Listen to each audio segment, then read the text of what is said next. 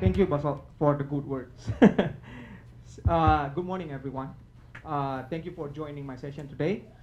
And it's honor actually to be back here again in Taiwan. So last year, I also joined the same session. So last year, I presented a topic related with unstable formation in geothermal, which we usually call paleosol. So several people call it iron oxide, several people call it red clay. So last year I shared that kind of experience from Baker Hughes, how we manage this kind of risk. But for today, in this opportunity, I would present a different topic. So the today topic will be actually talk about how the solutions that Baker Hughes can provide in all geothermal ecosystems. And before I begin, kindly allow me to introduce myself. My name is Christophic Simatupang. I'm a geologist by background. So I have spent my career in geothermal for almost 20 years. And I'm currently working as a geothermal technical lead to navigate and oversee all the geothermal technical work around the Asia Pacific region. So before we jump into that kind of challenges and solutions, so first of all, we need to understand the geological setting. Because if we don't understand the geological setting, then we cannot actually match the solution to any challenges in each specific geothermal fields in Taiwan. So what we learn from all of the effort that's spent by many researchers in Taiwan, so there are three types of geothermal setting in Taiwan. In the northern side, it's a volcanic type, while a bit to the southern side, there is a rift type. And then in the eastern coast, there is a metamorphic rock. And we also learned from the presentation that brought by the Ministry of Economic and Affairs yesterday. So there is another type actually identified in the western side, which is the sedimentary type. And from all of the lessons that Baker Hughes has from all of the geothermal projects that we have around the globe, so for a volcanic type, qualitatively, so the temperature is relatively higher compared to the other setting. And when we talk about permeability, the volcanic one relatively also have a good permeability, and similar with the rift one. And in the metamorphic one, the temperature is relatively lower to medium compared to the other two. And then the permeability also relatively poor to fair. So with this kind of fact, then we cannot actually proceed the development of metamorphic system with a conventional system.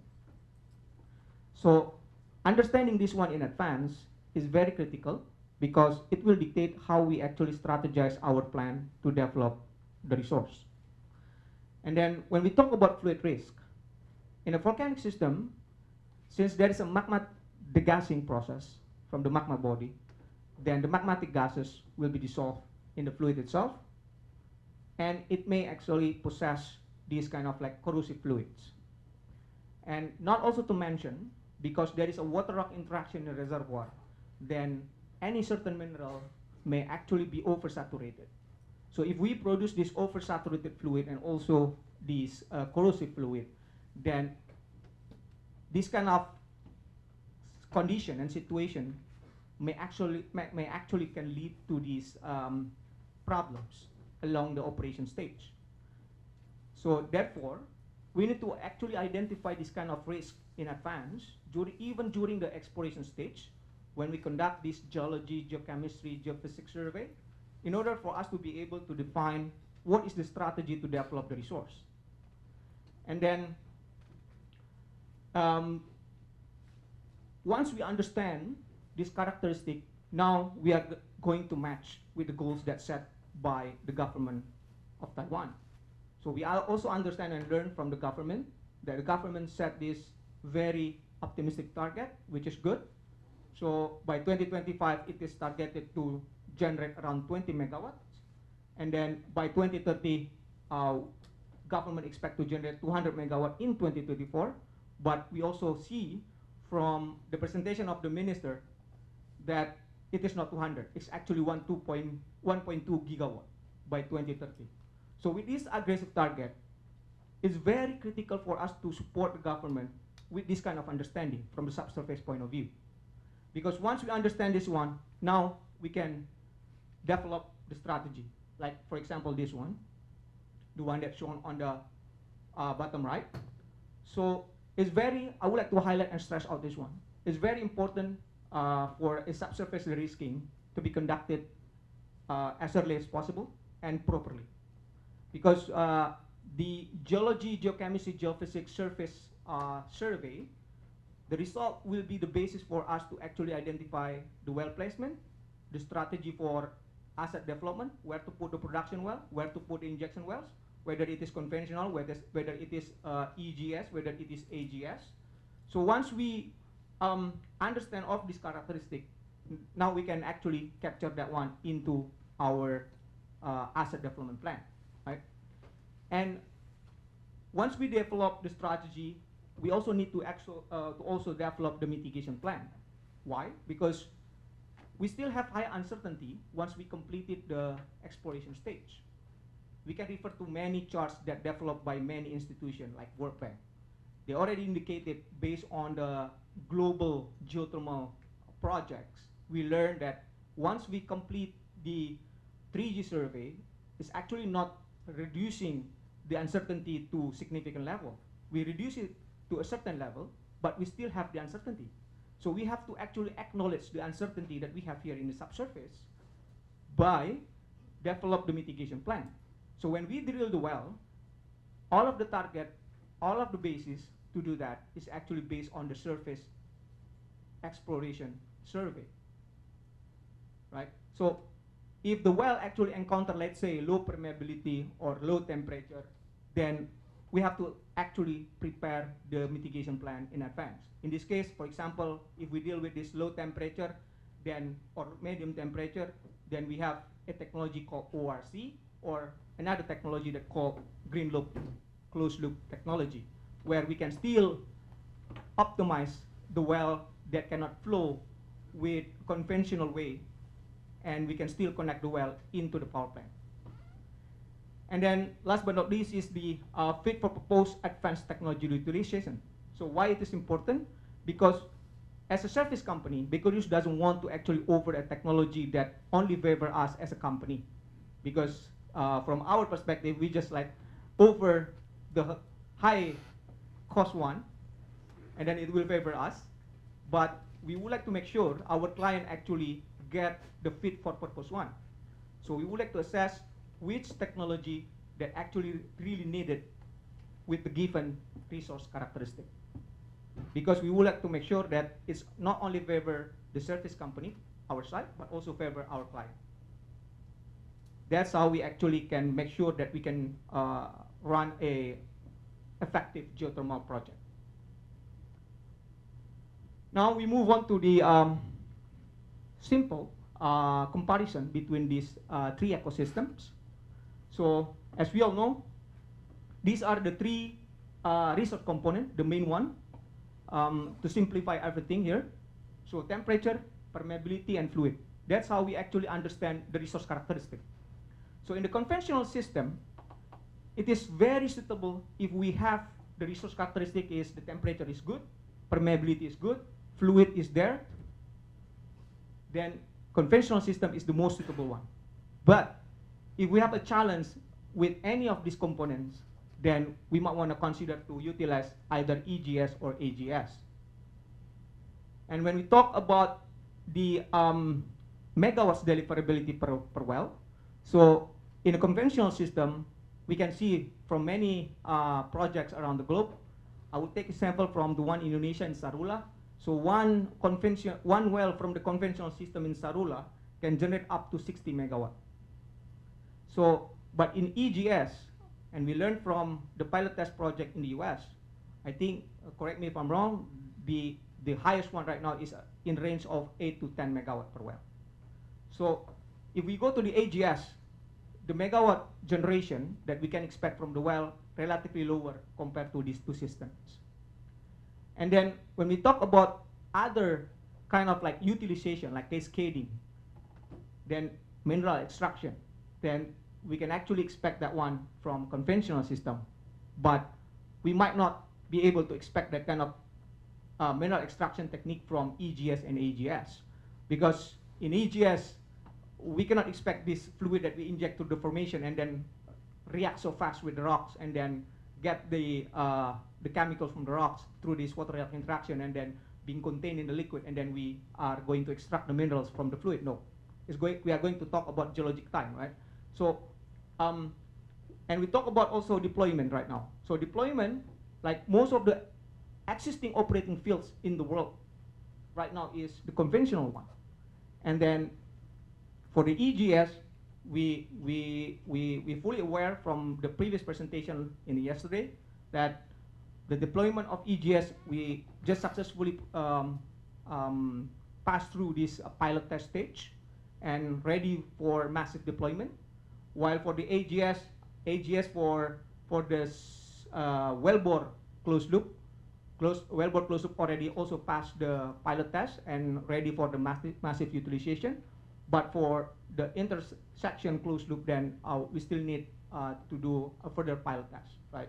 So with all of this kind of given situation, then I would say the conventional will be the primary one to be developed here in Taiwan. And we can consider the EGS for the metamorphic system. In parallel, we need to develop both north and the metamorphic one. And then we consider the AGS as a mitigation plan in case that we encounter bad wells in the conventional or the EGS may not work in the metamorphic system. So that is the proposed strategy. And then when we compare the technical workflows,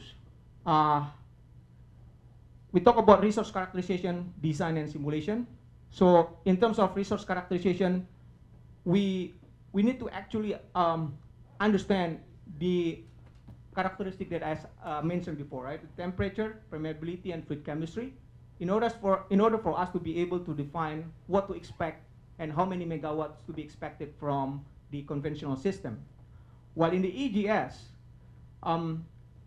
the permeability is actually not given naturally or in situ, right? So we actually we actually induce the permeability by injecting this cold fluid into the hot rocks.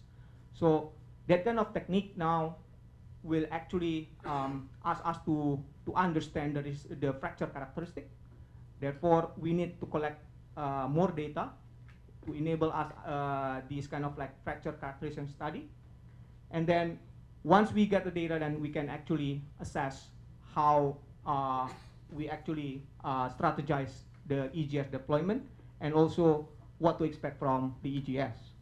And then when we talk about AGS, we talk about the thermodynamic of heat extraction, because we actually just circulate this working fluid through this facility that we install into the wellbore, and then we expect this working fluid will actually sweep the heat from the rocks or from the subsurface, and then the hot fluid will actually coming up to the surface, right? And when we talk about the design is for sure different between all of the ecosystem. In the conventional, the well plasmin, the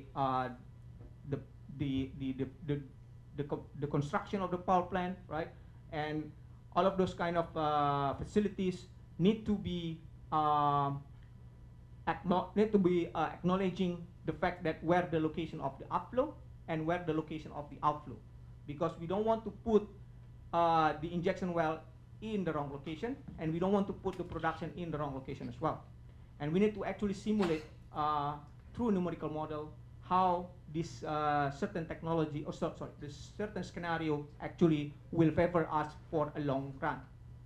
And then for the EGS, we need to actually do this kind of like hydraulic simulation through hydraulic fracturing and or hydrosearing to understand how the fracture will actually behave when we inject the cold fluid. And then for the AGS, we need to model how the heat extraction actually be conducted, right, when we circulate the fluid. And then when we talk about simulation, there's no much different, but the thing that I would like to highlight for the EGS case, since we might induce a microseismicity events due to this cold fluid injection, then we might also consider to simulate the microseismic location through the survey and also modeling.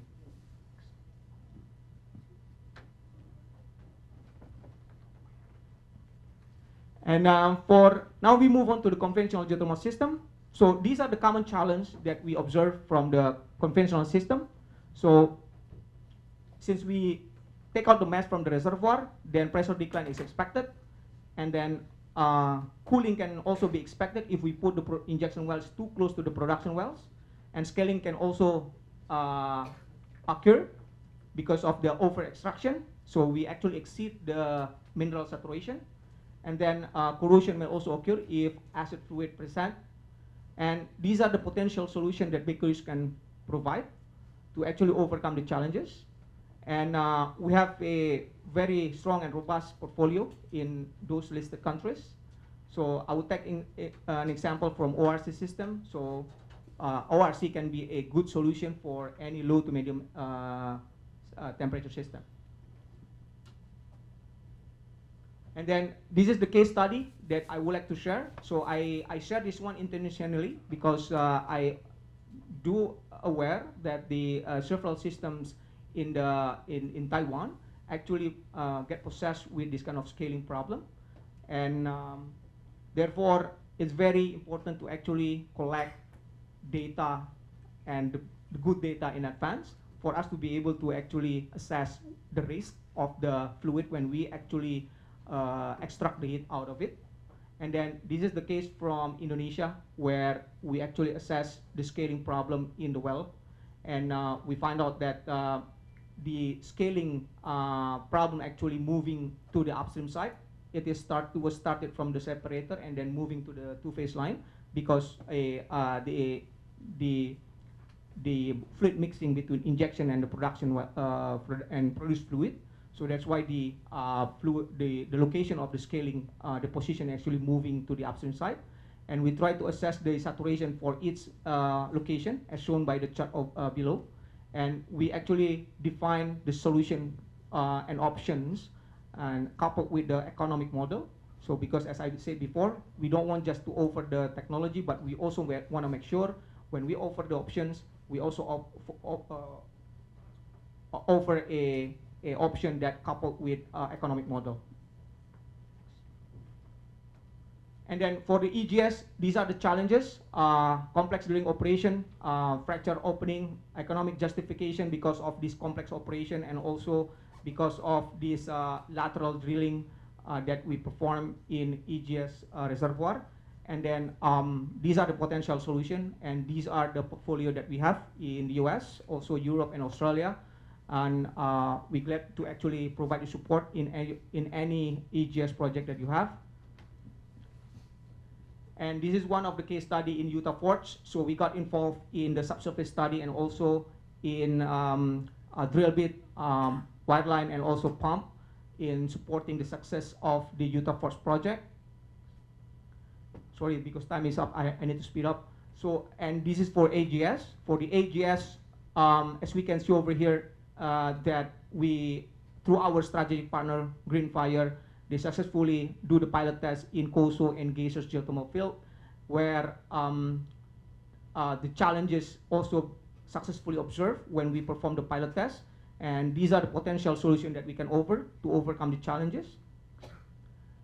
And then this is the case study from the COSO field, where the well initially doesn't produce, non-productive, but because of this technology from Greenfire, we installed the closed loop, then we enable the well to produce around 1.2 megawatt to 1.9 megawatt, depending on the type of the heat extraction technology that we install at the surface. Next. And last will be the supercritical geothermal system. I think New Zealand team is studying this one intensively, and also the Iceland. So we also got involved in this project before. So we provide several equipment and technology to support the drilling of the wells to the magma bodies. And as we know that the challenge for this one will be the high temperature, because most of the technology right now that available actually match the temperature that shown by the conventional system that developed around below 300 degrees Celsius. And then not to mention also the fluid characteristic, where in the supercritical condition, then the fluid will be very acidic, corrosive, and then there's potential for scaling as well. And then low permeability, because the location of this supercritical geothermal system will be in the transition between brittle and also ductile. So that's why low permeability may be possessed. And these are several solutions. Next. And this is the case study. For that one, we keep on improving the temperature limitation of our tool to enable the drilling of supercritical system. So as we see over here, this is in Iceland. So we enable the operation of this directional equipment for about 50 hours, get exposed to 300 degrees Celsius, and the tool work well. Thanks. And this is the last.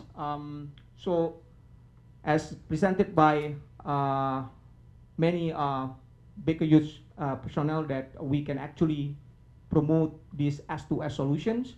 And we believe that with this integrated solution, we can actually help Taiwan to accelerate the geothermal development, as well as we can drive the efficiency of the project execution. Thank you very much, and I welcome for any questions.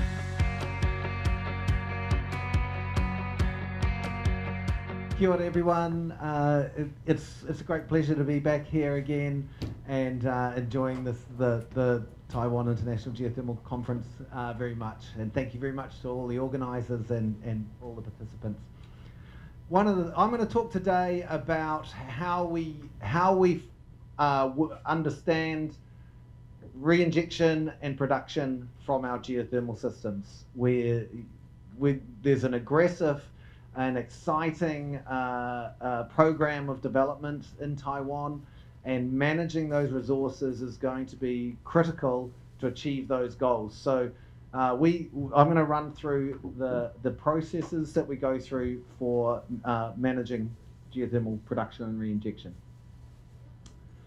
So to manage your resource, this is going to be not just in terms of energy production, but for your, obviously the economics, social and environmental drivers are all important for managing your resource. And this is true whether it's a conventional geothermal system or EGS as well. So I'm going to focus mostly on examples from conventional systems, because as we all know, EGS is just come through the pilot stage at the moment. It's complicated because of the high uncertainty in the subsurface and dynamic conditions. You know, you can have multi-phase fluids, boiling and chemistry that make it challenging. And the key tool that we use in the geothermal industry for managing the resource in terms of production re-injection is reservoir modelling. And in New Zealand, along with other countries as well, in the permitting and planning process, you need to demonstrate your sustainability of your project using reservoir modelling. So it's not just good for doing your management of the project, but it's an essential part of the permitting process. So I'll just very quickly talk about reservoir modelling. We use an integrated reservoir modelling approach at the Geothermal Institute, where we pull together all of the knowledge from the geological, geoscientific, geochemistry, geophysical studies, and we tightly couple that to our reservoir models, so that our reservoir models represent the best understanding of the geothermal systems, and it includes all of that expert knowledge and data as accurately as we can. And then once we have these a good reservoir model, we can use it for all of these factors: the resource characterization and risk mitigation. We can optimize the well targeting and design, optimize the production and re-injection strategies, which I'm talking about today, and also manage those environmental impacts with good modeling. So the reservoir modeling allows us to do that because it's representing the full physics and reservoir behavior. And so we're able to then use it to assess these different aspects, which I'll talk about today. So the main things we do is production, how to manage production and re-injection. If there's future development of the system, we use modelling to do that as well. Investigating the sustainability or environmental impact. And then another key point of the reservoir modelling is that essentially they're digital twins, and we can also look at how to improve monitoring using the modelling as well to see how we can monitor what's happening in the system better. Model calibration, again, this is, you can spend, I come into New Zealand and spend a whole semester doing a course on building and calibrating models. But basically the idea is we want our reservoir model to be able to represent the true system and reproduce the production data, the geoscientific data, and the early stage data as best as possible. So, and these are the sorts of matches we're looking to match pressure trends over time, temperature measurements downhole, and production trends as well. Once we have a good match, we assume our reservoir models are a good representation of our system.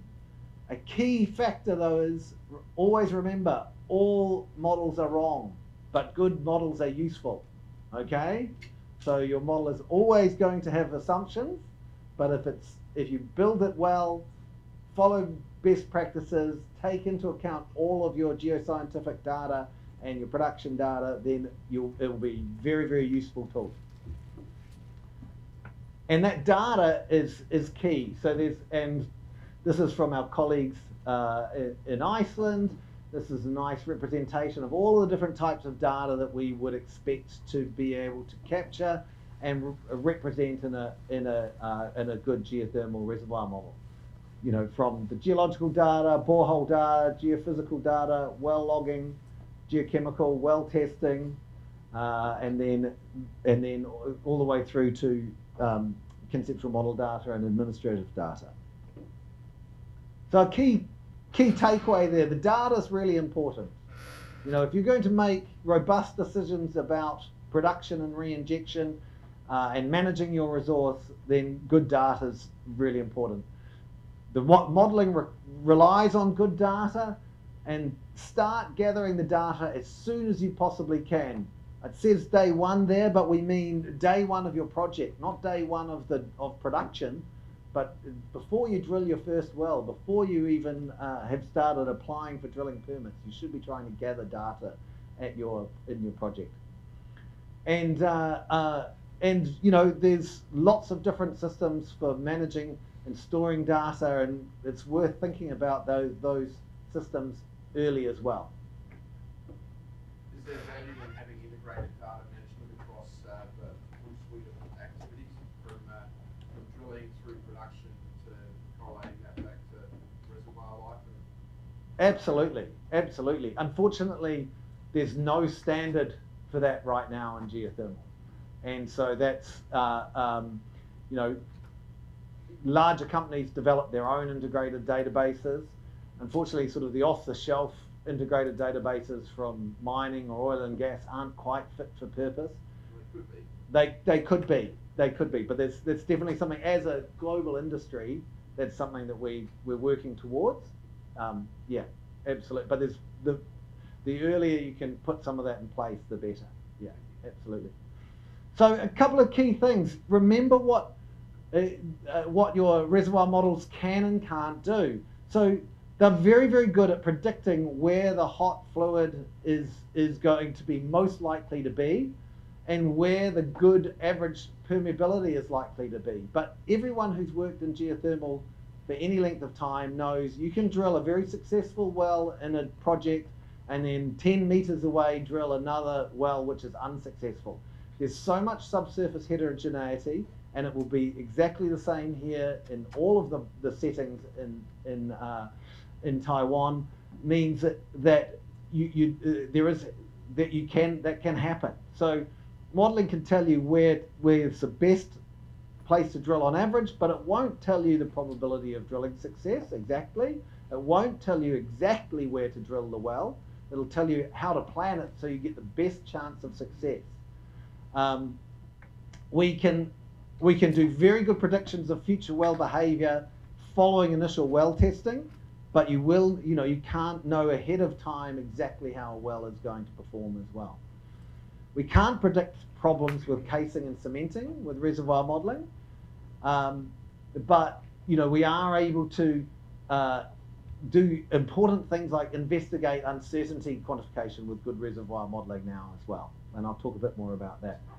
In terms of operations, we can't predict operational problems or mechanical failures, human error. I had a project I once worked on where the client, the management team got taken over by an accountant, and the accountant said, why are you suggesting drilling makeup wells now that the price of oil has dropped so much, and it'll be cheaper for us to burn heavy fuel for this project? And I said, well, if my reservoir model could predict the price of oil, I probably would be a very rich man. I wouldn't be doing this. So, that's not the things that reservoir models predict. We can couple our reservoir models with techno-economic analysis, and we do that in our projects so that you can plan contingency for resource availability and plan for operational effects like scheduled downtimes or even unscheduled downtimes. But don't expect that reservoir models will predict those things for you.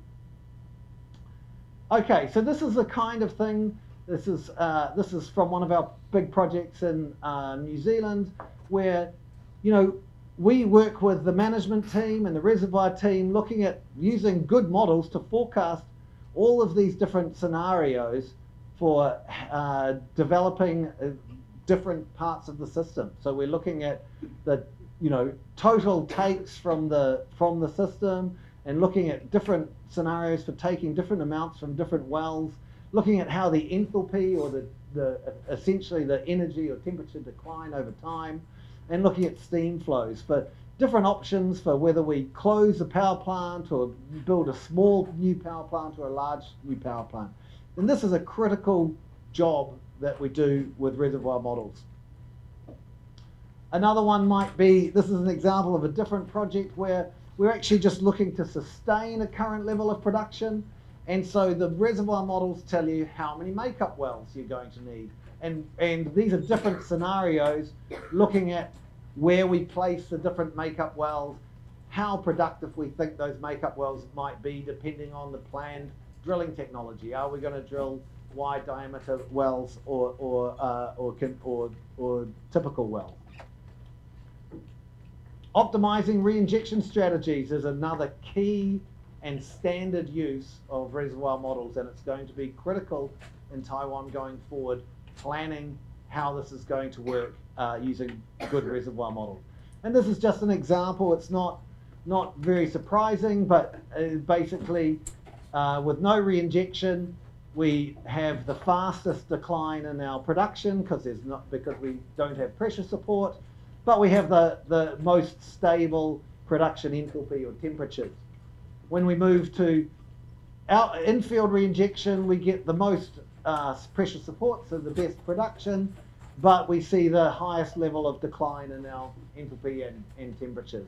And then the outfield reinjection is kind of a mix of the two. We get some pressure support, and we see less temperature decline, but then eventually we do see that thermal breakthrough coming through. And this is a key tool, is using reservoir models to help plan this in your system.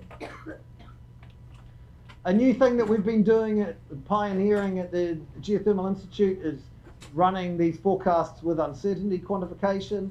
It's a technique that we've copied from oil and gas and groundwater modeling as well, but applying it to geothermal has some unique challenges, and we're very proud of how this new tool is going to be able to support the industry going forward, which means that we're now able to make forecasts. These are examples where we're running thousands of models, and you can see in this case we're able to sustain the target power out to 2050 before some of the models show that there's a possibility of some decline.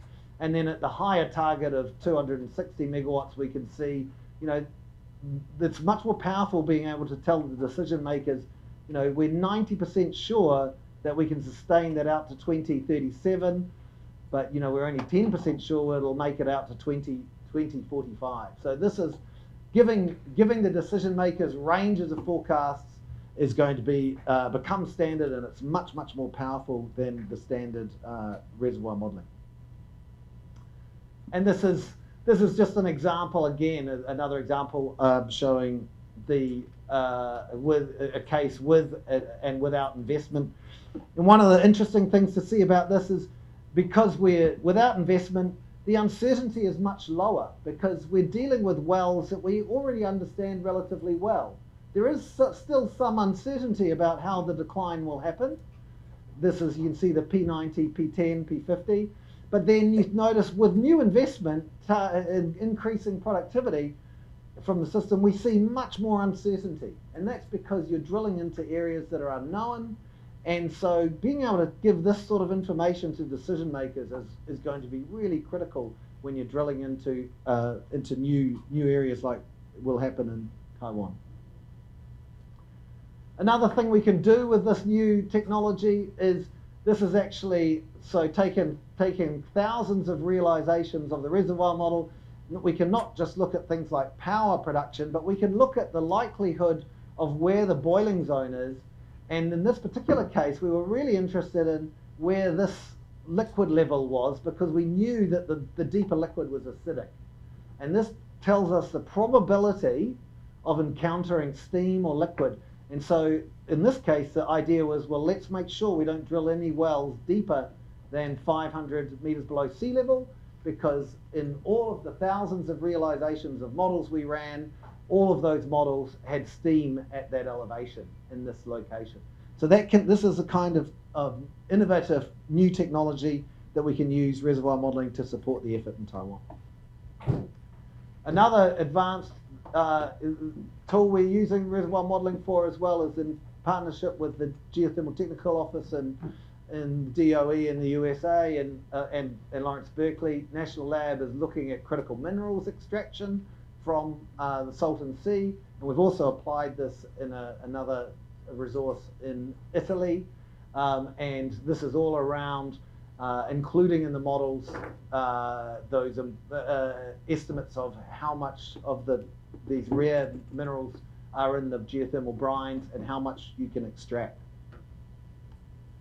A couple more slides.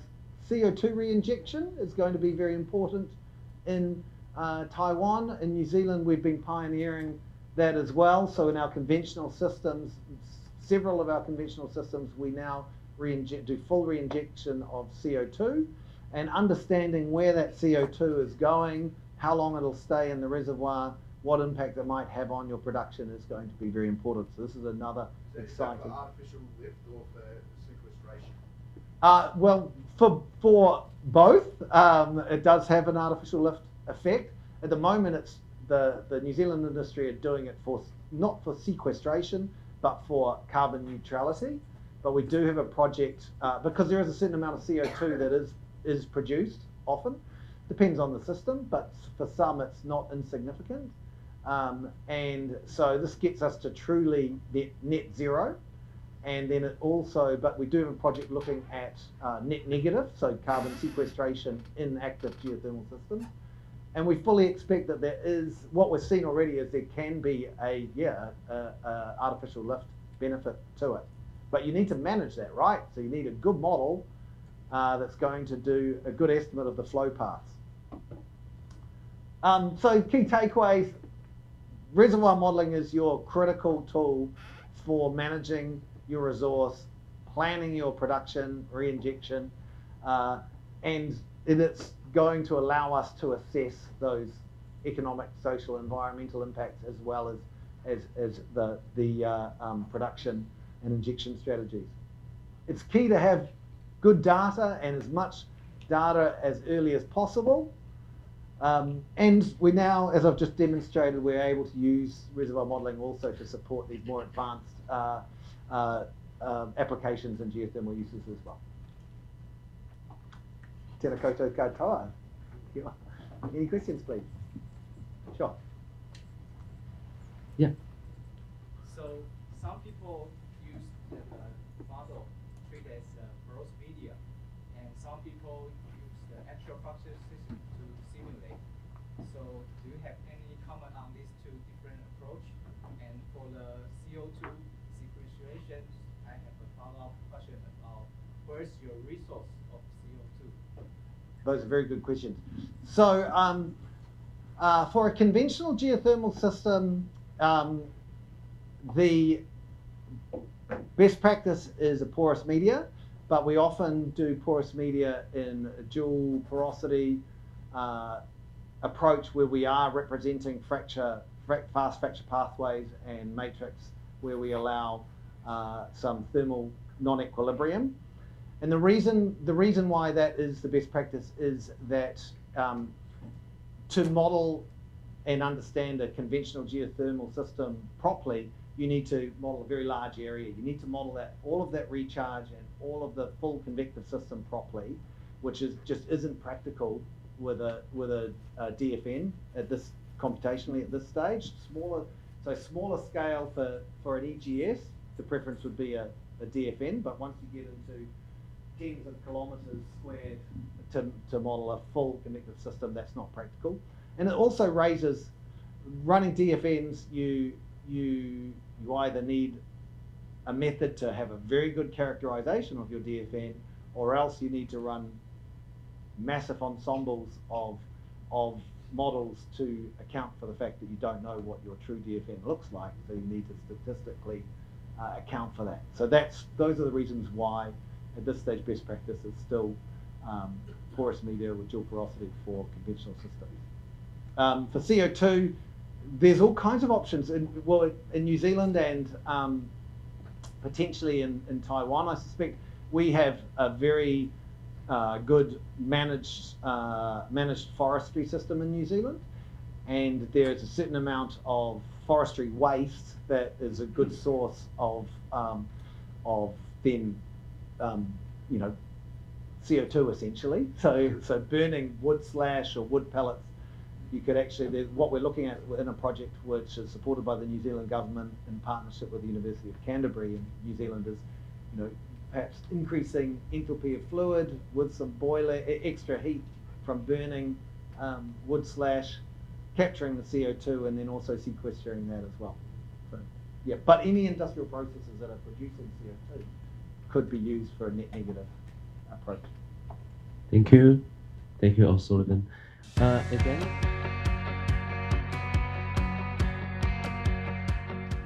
Yes, kia ora, Morena, welcome. It's great to follow on from John, because Auckland University are one of the key providers of environmental resource management expertise when we make decisions about geothermal plants and steam fields in New Zealand. This is a photo here of the newly developed Tauhara geothermal field and the Wairaki Tauhara geothermal system, 174 megawatts brought online by Contact Energy last year. So just a little bit about my background. I have my own consulting company, Mitchell Dash Limited. We're a specialist environmental resource management company. We deal with people and the environment. So quite a different talk to all of the technical discussions, but our resources in terms of doing this work are the scientists and engineers that need to bring information for good decision making. I've developed resource consents and environmental studies for over 100 power plants around the world in the last 40 years, including 20 geothermal power schemes in Asia and New Zealand. One of the other things I do is I'm a certified decision maker by the New Zealand government. So when a project comes forward for environmental permitting, I often chair panels of experts to make decisions about the geothermal project going forward in terms of environmental effects, conditions on the development, and the key measurement and monitoring regime that is required to have a good geothermal system, particularly those like Tauhara, that are right near an urban area. So Tahara's sort of only a few kilometres away from Taupo, so many issues. I was a past president of New Zealand Geothermal Association for about 5 or 6 years, a few years ago. Now look, environmental laws and processes. These are the lens through which effects on people and the environment are considered. Geothermal is complicated. It is not an easy technology to either develop or to consent. It interfaces with people and the environment at every level, subsurface, on the land, in the air. Environmental and law processes govern the use of our natural and physical resources, and most jurisdictions around the world require an EIA, environmental assessment, to underpin an approval process to set the ground rules for how developments, including geothermal, can go forward with certainty on looking after people and the environment. I learned a fascinating thing just yesterday, that in Taiwan, if you have a power plant up to 50 megawatts, you don't need to do an EIA. I think for development and pace, that may be a good thing, but I have worries about that. And particularly because the interface with things like groundwater and heavy metals and H2S controls, those sort of things, the monitoring and measurements and safeguards that need to be put into an approval process are absolutely critical. You cannot develop geothermal.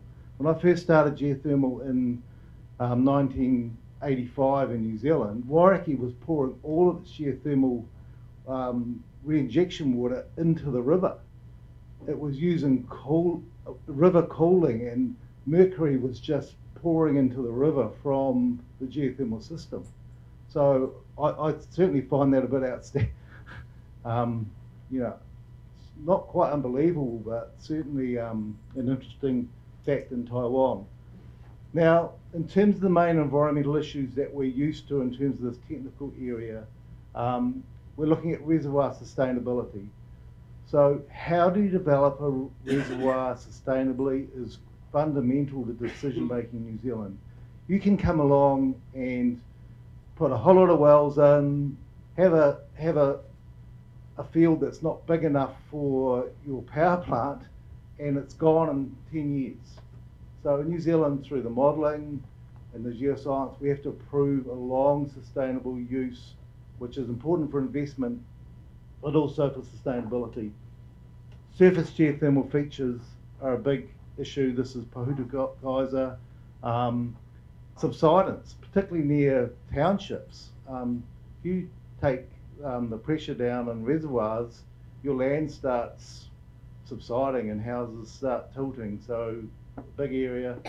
Hydrothermal eruptions we need to care about. Induced seismicity, certainly in terms of any fracking which goes on. That's a big issue for communities. They're worried about the safety of their homes with these sort of developments. Effects on groundwater. A lot of issues with that, particularly when communities are using groundwater for drinking supplies and for those sort of things. Now look, in New Zealand, we've had a two-stage process for managing our natural resources. The first stage was in 1991, when the government brought forward a Resource Management Act. It combined 20 major statutes into one-stop shop. In New Zealand legislation, Maori, our Indigenous people, have a special recognition. They must be consulted with, and they must be given special recognition. In terms of local implementation, we have, I think, 12 regional councils. Each of these regions have their own policies and development rules, and the two main ones for our geothermal system are Bay of Plenty and Waikato, where 95% of our geothermal development is. So a lot of work working alongside local authorities in both policy development, setting the scene, and in terms of resource consents, which they administer. One of the things that has occurred lately is that some very large projects in New Zealand, renewable energy projects, have been caught out because there's other legislation outside the RMA which has been required, things like approvals under the Conservation Act, where you're working in national parks, things like this. So while the project has merit and has all its resource consents, it can be tripped up in the courts by other appeals and things made by parties that don't want the project to occur. So what the government did in December 2024, this is a brand new piece of legislation. It's called the Fast Track Approvals Act. It's a one-stop shop regime. So yesterday people were talking about needing to deal maybe with 20 government or 10 government agencies for geothermal permitting, lots of different permits. The New Zealand government has decided we can't wait for that. We've got infrastructure, not only geothermal, that we have to get on with and get going and stop the cycle of quite often small pressure groups opposing developments and taking them through the courts for years and years and years and years and nothing ever happening. So our government in New Zealand has responded with the Fast Track Approvals Project. It's a centralised decision-making process. It bypasses standard consenting processes and red tape, enabling these projects to be processed in a really timely and cost-effective way. It addresses all the approvals that are required for a project in one simple process.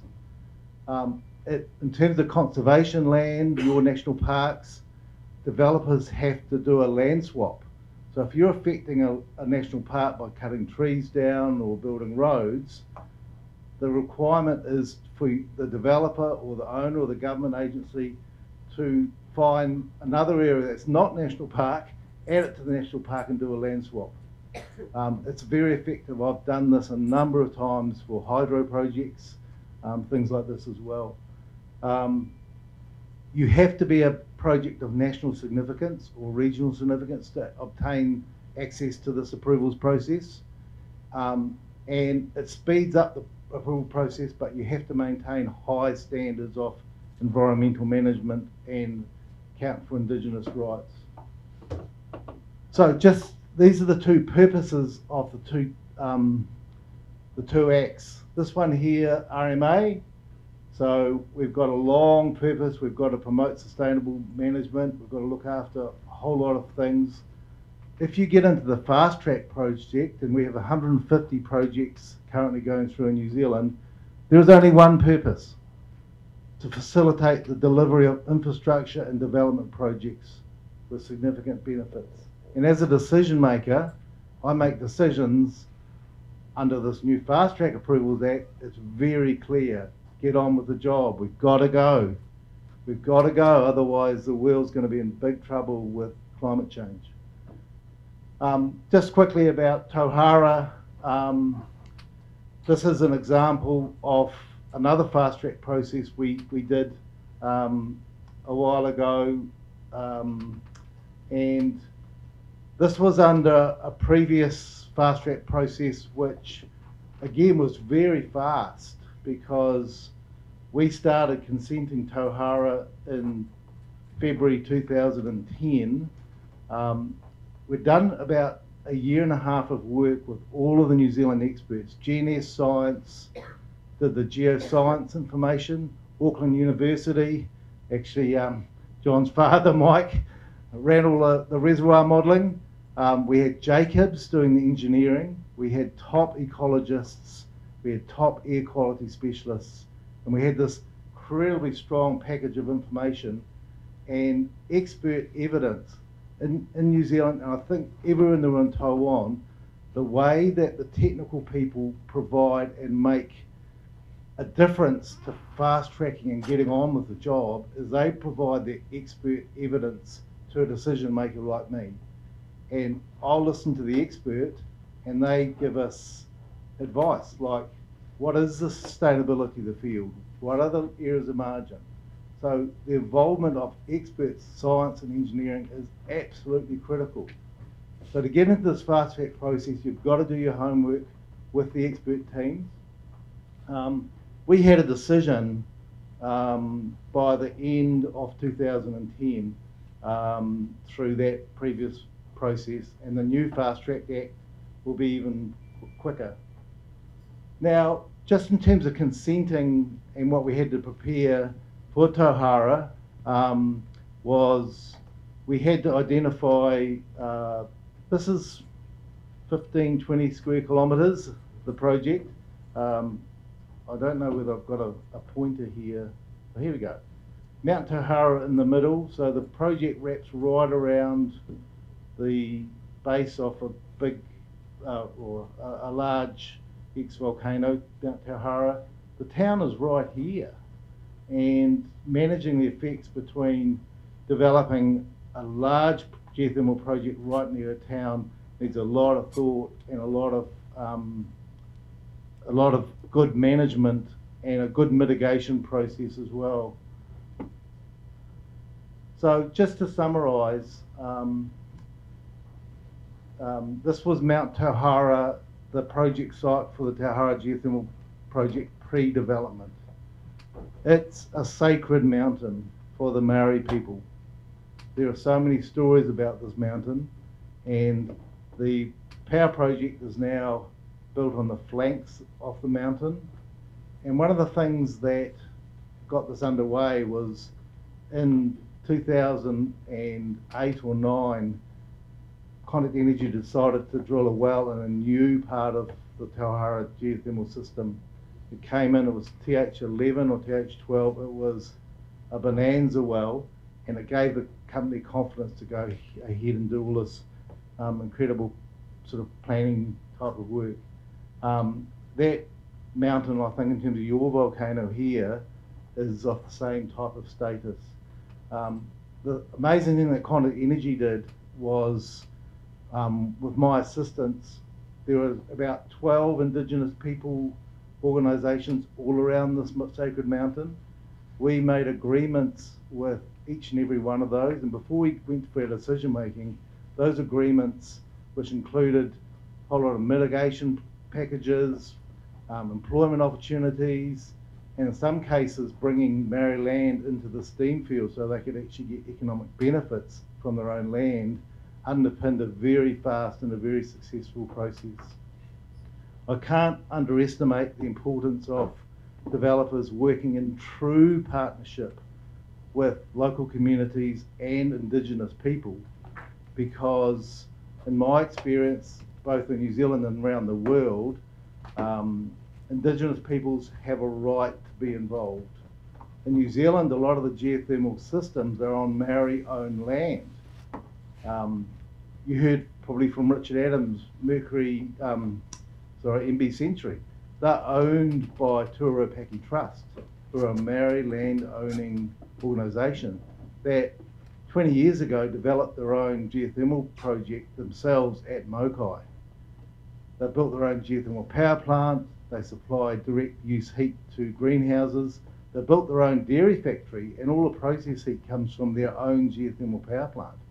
That empowers the Indigenous people. I'm working with another company called Tahiki 8C. We've just consented a 50 megawatt power station on their land, and they manage it, they control it, they're on the board of directors. They're not just bit part players in the project, they're actually at the heart of owning their own systems. So I'd love to see that in Taiwan as well.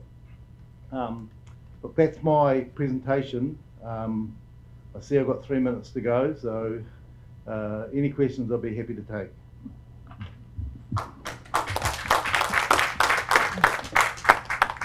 Is there any questions? We have 3 minutes.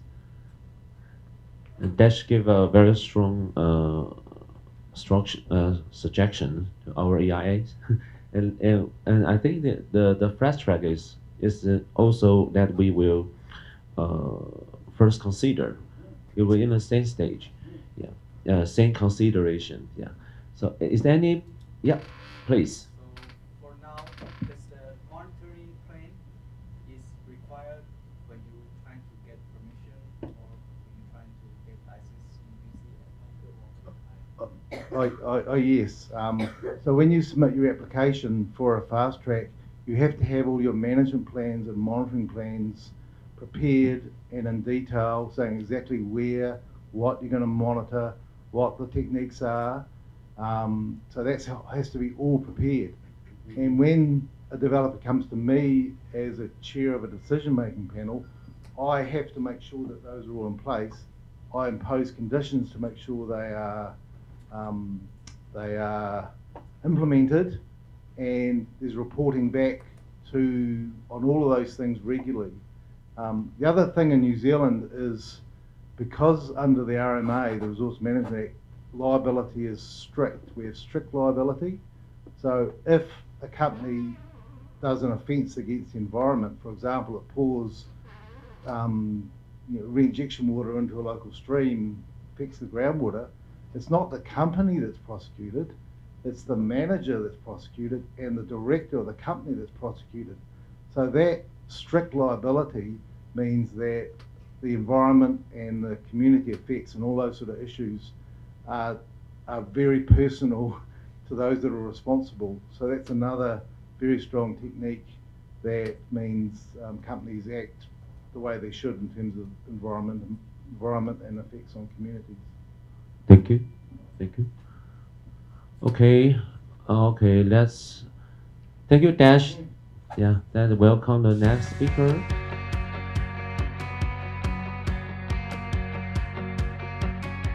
Good morning, everyone. My name is Ken. I'm the Senior Advisor for Low Carbon Solutions in Halliburton. So when Halliburton, we say low carbon, I cover geothermal, CCS, and also hydrogen. So the topic for today is more focused on the equipment. So we are talking about wireline logging. But the message that I would like to bring today, it's not only the tool, it's why we do geomechanics. I think this is the very important understanding.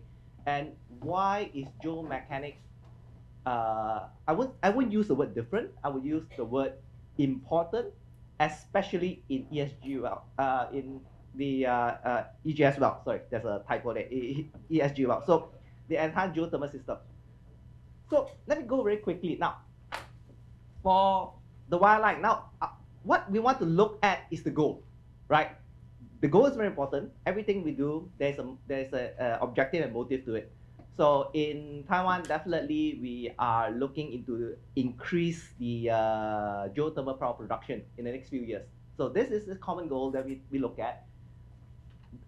In the north of Taiwan, we have the Tatun Volcanic Group Mountain, where conventional geothermal is being drilled. So that is, I would call, the low-hanging fruit, the easy one. What we want to develop here is to increase megawatt per well, and also in places that there is no reservoir, with steam pocket. Now, how are we going to exploit this geothermal heat that we can actually convert into energy? Now, the goal here is to make sure that when we push forward with EGS, enhanced geothermal system, it relies on us injecting and then producing for it. Now, the important part here is to make sure that we have the, is it coming? Yeah, hydraulic fracture. Now, we are creating this fracture network through fracking. Now, here, of course, I'm going to link it to the tools that we're going to do. Here is part of the, I would say, exploration. You can say call it exploration. You can understanding the subsurface better through wireline logging. So it's going to help us in this EGS field development. It's going to help us in planning our hydraulic fracturing. And of course, geomechanics is not just about fracturing. If you are familiar with well drilling, there is where you talk about the common things that you always hear about: pore pressure, fracture gradient. So these are very common. So geomechanics is not something new, but applying it in EGS, it is especially critical. Now, this is a very quick one. Now, we're going to look into this geothermal gradient. We are looking into drilling deep, right? Now, at least we want to hit at least 150 degrees, else the what do you call it? The heat exchange is not sufficient for you to actually produce your temperature, right? Now, we hope when we drill deep enough in that part of the rock, you have this natural pathway for your water to flow. So, of course, porosity, permeability, these are things we are looking at. What we want to do, we inject water into it, absorbs the heat, and it becomes steam and we produce it. Now, this is what we want. Then moving forward, we have a lot of different fracture types. I'm not going to go into deep geology, but what I'm going to talk about is now, how do we ensure this fracture network is connected? So, in a lot of the places that we see in Taiwan now at the moment, the 3G exploration is still very sparse, I would say. We have identified a lot of hotspots around the country, but now going into the area, now it's much more specific. Much more specific and... Hello? Yeah, much more specific. And then now, how are we going to develop it to EGS? That is a really key question to ask. So, what we want is the one on the top, right? The one on the top. So, we want higher permeability. I'm not going to go through every point. I think the first one, the higher permeability. We want the connection to be there. We want the steam with the water injected to absorb the heat and be produced. Of course, now the problem, we might see low to no permeability. Now, of course, if you have anything from open fracture on the top, you can just start developing EGS. But here, what we're going to talk about is we will require fracturing. And for us to do fracturing, that is because there's low to no permeability. And to plan your fracturing, which direction, how should you drill, that depends on your reservoir characterization. And then, taking one step backwards, how do you characterize your reservoir? Your 3G survey. And then here today, I'm going to talk about the wireline logging tools that's applied into it. Now, so just to repeat myself a little bit. So now, what we want to do is, I don't really like to use the pointer. Let me just walk around. I like to walk around the room. Now, looking into here, right?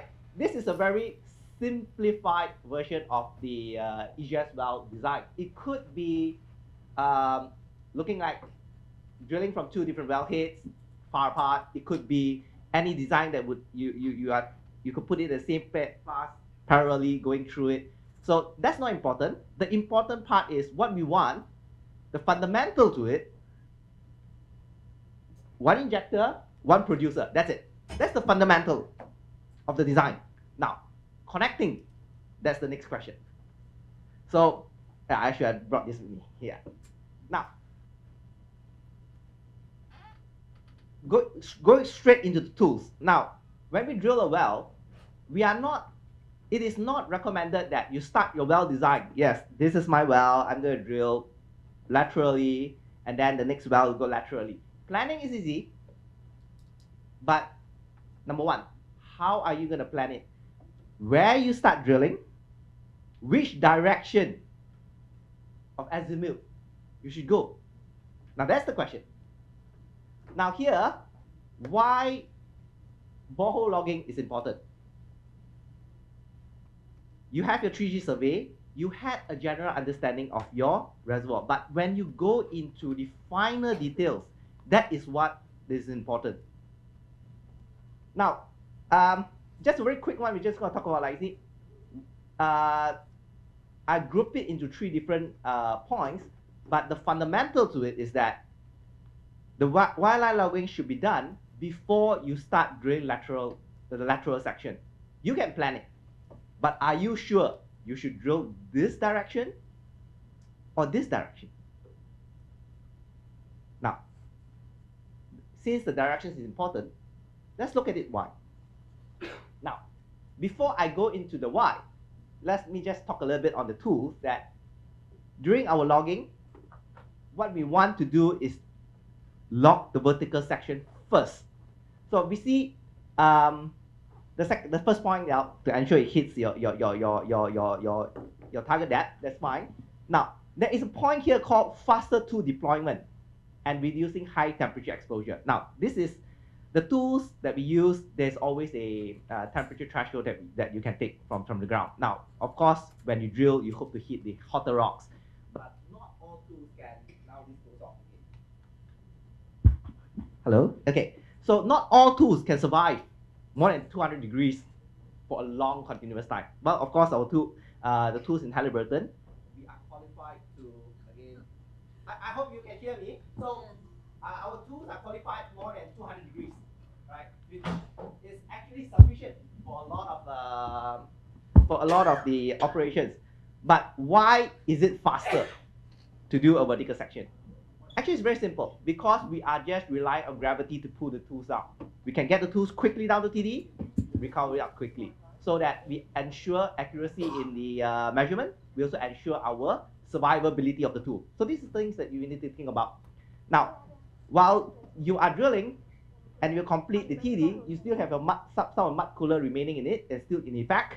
That will ensure the temperature that is lower, which means you are still able to use your tool even in the deeper section. Now, I'm going to skip all this. Now, the key part is here. When we lock, we have this, we can come out with borehole imaging, micro image, etc. The idea here is to understand the fracture, strike, and dip. Now, this is the key when you want to plan it into an EG as well. For the geologists in the room, you'll be familiar with the Rose diagram. So this is going to tell you, what is the direction of strike, what's the direction of your dip. And from there, what we want to know is where is your shear. If I'm I think it's shear, horizontal shear. Where is the maximum direction and the minimum direction? So of course, if you are in the drilling part of it, my background is geology and I'm in the exploration geophysicist for quite a number of years. Now I'm going into drilling. So it helps you in planning your well.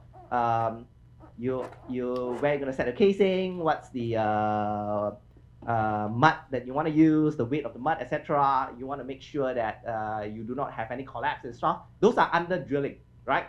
Regardless whether you are in oil and gas, geothermal, whether you're drilling a hot spring well, water well, these are standard.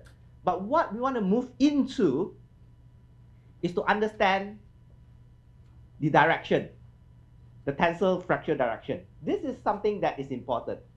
So how much, what we want to know, two things from here.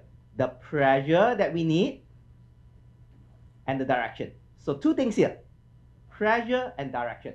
So let's keep this in mind, pressure and direction. This is what we want to do. Okay, now, when you plan your hydraulic fracturing, now, we are talking about more on geomechanics of it. We are talking a lot on this imaging that the wireline log gives you. So now the idea here, I like to stand in front here because I like to use my hand. Now you have this thing here, right? You have different direction that you see. Now, this will tell you your azimuth of your lateral direction should go this direction or this direction.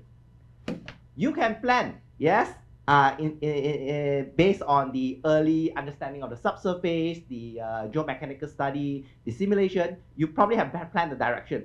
But until you see it, until you measure it, until you core it, that is still questionable. But this is always what we say in oil and gas, right? You never know until you drill it. So it's the same. In geothermal, you already hit your first objective through vertical section. You get the heat that you need. That's fine. But because EGS requires the connectivity of your fracture. Now, key point, connectivity of the fracture. If it's not connected, we need to artificially create it. That is through fracturing. Now, through fracturing, what is the most optimal direction? What is the most optimal pressure that you need? Because all these are equipments. All these are the operation side of it. That is where wireline is important. You have a 3G, you confirm it, and then you optimize and update your drilling plan and your well design through it. So now this is just a very quick, I would say just on a geomechanics slide, just to say what are we obtaining from the wireline logs. You know, you have like your DTC, you know, DTS, all this kind of stuff. At the end, I think what I want to really highlight, what you want is to know the Young modulus, positive shear modulus. This will help you to build your 1D mechanical earth model. I'm not going to go through all these kind of logs that eventually is operational, but what I want you to understand is the fundamental of why are we doing certain things and how we do it.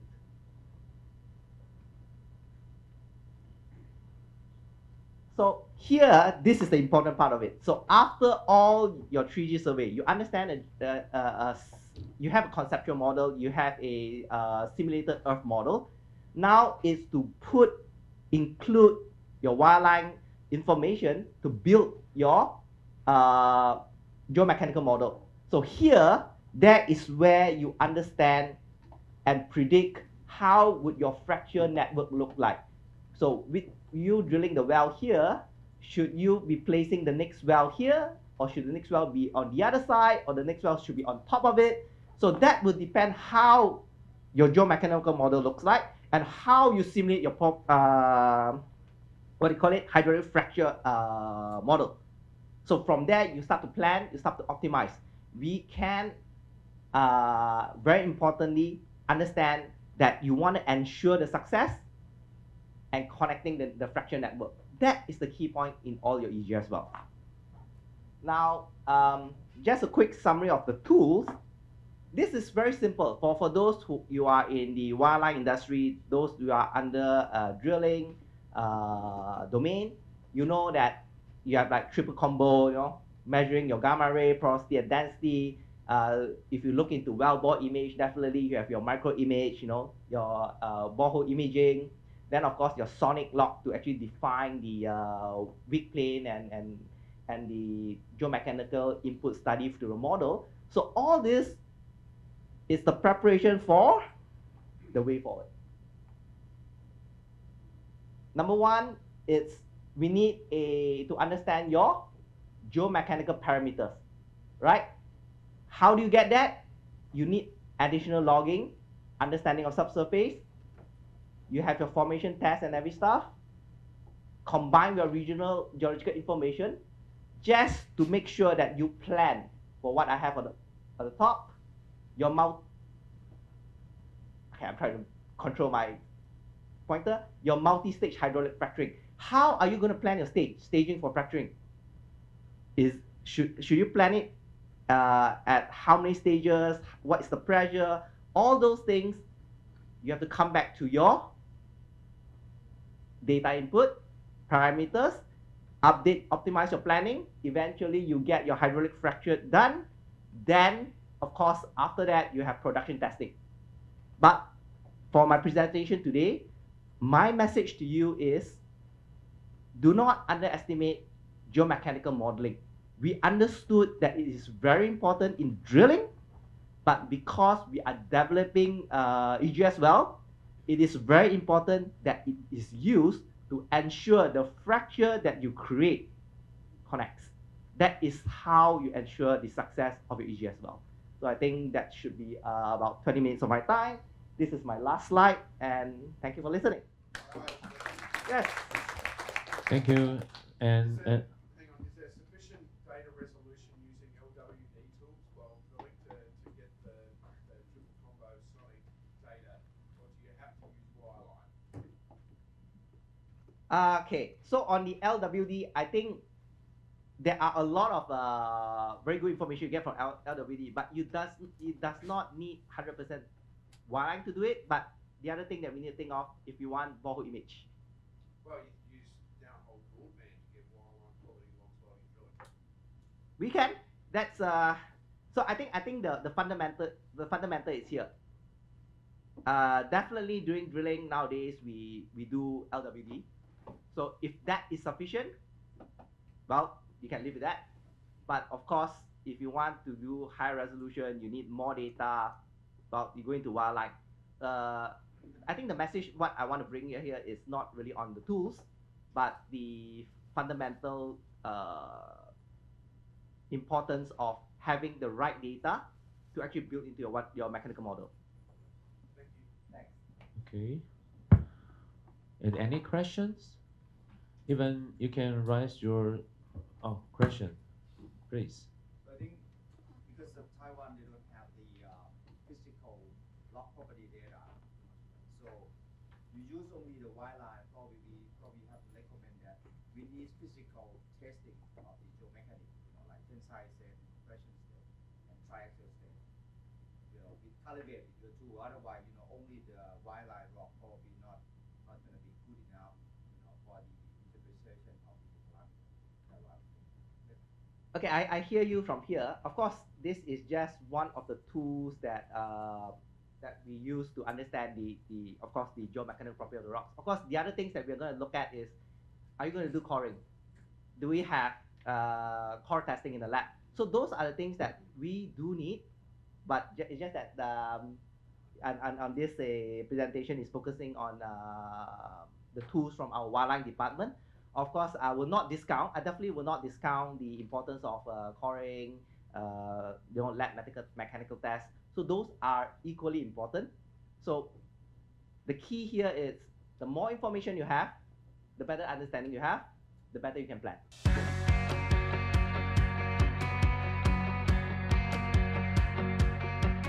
Thank you, everyone.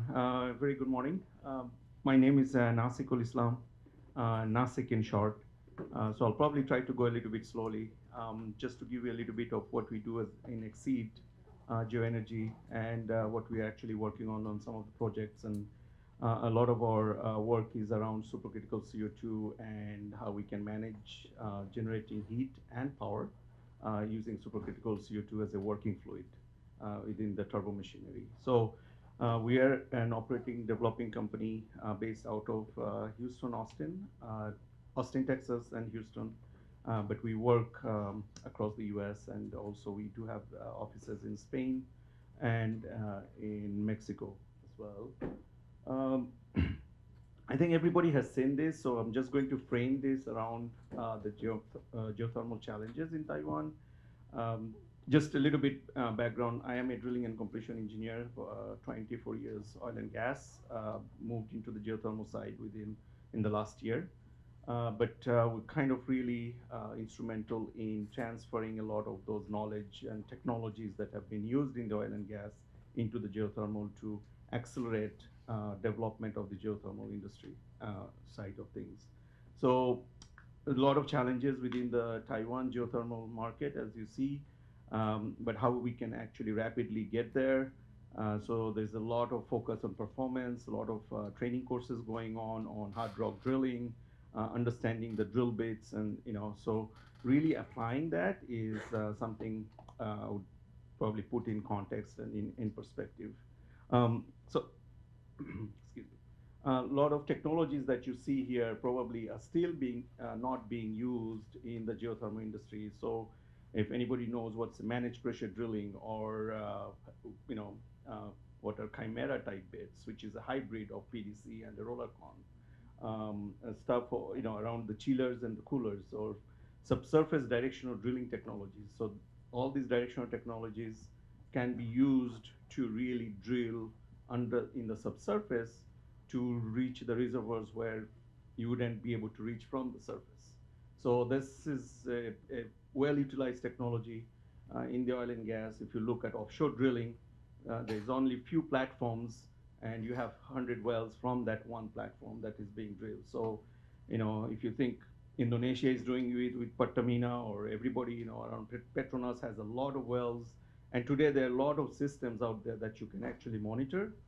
Just like in an airline, they have a collision avoidance system. Even within the subsurface drilling, there is a collision avoidance system as well. So, and those are in real time that actually looks at anti-collision monitoring and all that. So, if you want to understand a lot of the technical, let me know. I can talk about that, but I'm not going to go much into details. What Exceed solutions are, we are really gearing towards the carbon negative neutrality. We're gearing towards a very small land footprint mass. So I'm originally from Bangladesh, and I know how much land is of value. because it's a very, there's million people within a very small density, right? The population density is very high. Also, water use, we have to look at how much water is being used in the system, how we can actually, use the water very conservatively, because there's a lot of water with arsenic, or how do we actually get all that, So those are very close to my heart. So I think that is one thing that we are really looking at doing, and that's why we use supercritical CO2. So some of you might be questioning why our preference is supercritical CO2 as a working fluid. A lot of the reasons behind, footprint, behind how much energy density we can generate using the supercritical CO2 turbines, and how much also water do we use. So we don't want to frag the wells, because we know that that is a sensitive topic with water use, and how much that water cost is going up today as well. A quick, I think demonstration. Yesterday, one of the speakers on the panel did talk about one of the closed loop systems they had earlier on. So we kind of modified that, but it's a different technology approach in modification, where we have really upsized a lot of the casing design, and where we're using the supercritical CO2 from a liquid, pumping it, into the injector well. Yeah, sorry, let me go back here. So this is a little bit better to show. Is we have an injector well with a different size casing, OD and ID. We are drilling deep, so a lot of these wells are in Texas, which go up to about 18,000 feet or 6 kilometers. And today, 6-kilometer wells are being drilled in 22, 25 days in Texas. Of course, it's different, but just to give you a little bit of the context in performance, I mean, formation-wise and everything, there will be, plus minus variation, but it still can be achieved, right? And I think if you're looking at those 6-kilometer well, we're basically drilling an injector well. We inject supercritical CO2 in a liquid phase using a thermosiphon effect. It will actually change into a supercritical CO2 around that temperature gradient. And this is my reservoir temperature at about 200, 220 degrees C, 12,000 PSI, whichever that is in bars. We do connect the wells, and we do utilize a directional system to kick off and land and drill a almost just 400-meter lateral. It's not a huge lateral. It's about 1,200 feet or 400 meters. Again, because we're using supercritical CO2, we don't really need such a long lateral length. And then we are connecting the other producer well, but this producer well also acts as a secondary storage system for the CO2. So I can actually capture and have an energy storage system to connect to my producer. So we'll have the supercritical CO2 turbines on the wellheads, and then with the generator skids. So this is a very small footprint compared to what any other traditional turbine system would look like, because we don't need that much of a big cooler systems or anything like that. So that's sort of the overall process for the supercritical CO2 system. I think I've talked about the closed loop. So yeah, advanced drilling. So the Exceed Geoenergy, before it became Exceed Geoenergy over the last 4 years, used to be an Exceed directional drilling company. So where with the high temperature, directional tools and motors, where, basically, so there's a lot of the experience that comes from the directional drilling, and then we kind of combined with the drilling and completion side of things. I used to work for an operator. So we actually were kind of combining a lot of the oil and gas with renewable systems. So our team is also made up of folks that come from wind and solar. So we've really created a diversified team that can actually scale up the system. Our current plans or projects on the roadmap are with a 10 megawatt PPA. There are 3 PPAs we already have for different utility companies. Basically, we should be spudding more.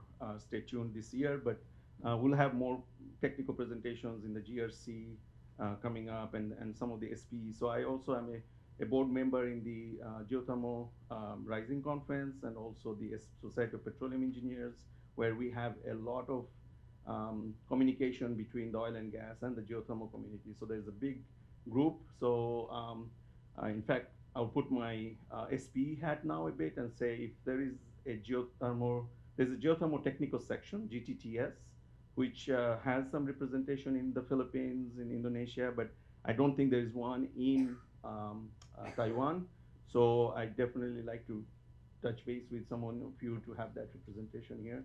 I am in the administrative board as well, so happy to connect with some of the folks there. But it's really great for technical exchange and ideas, and to really accelerate a lot of the talent and local talent force. So one of the other thing I talked about footprints. So normally, if you look at a steam turbine or a different type of turbine with a lot of coolers, you're really looking at, and there's literature published with a 20 megawatt turbine would be probably a 20 megawatt turbine would be twice as big as a 10 megawatt supercritical CO2, because these are radial type turbines. They can be stackable on top, and they can actually they do have a radial inflow and axial outlook flow. So they're really kind of very efficient use of small turbines, because initially these were designed for the SMR industry, which we are kind of using with our supplier, that we can actually make them very modular and scalable. One of the things about megawatts, you can actually look at 0.6 hectares per megawatt, or the 2 acres, 1.5 acres per megawatt, basically.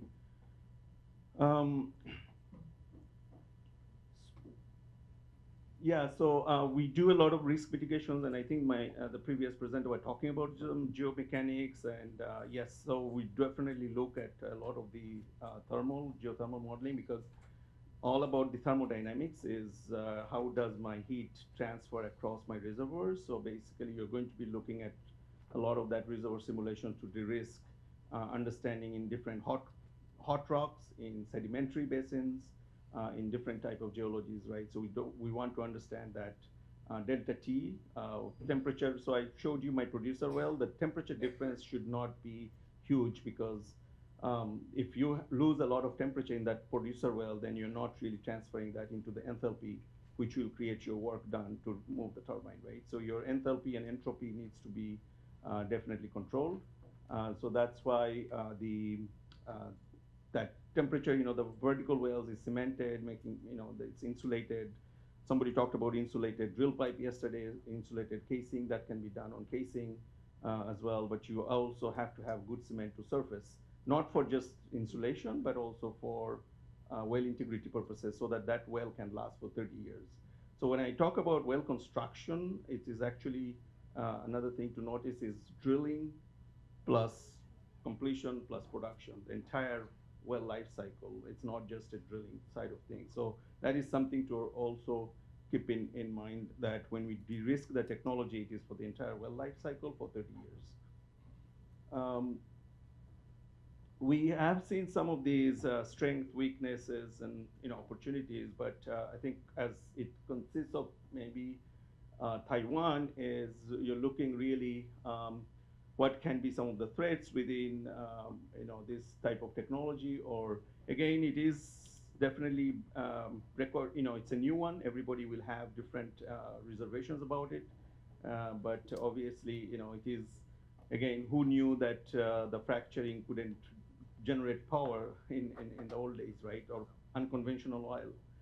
So there was a lot of that technology has kind of moved forward. So we believe strongly that this is also going to take over at some point in different areas at different places, right?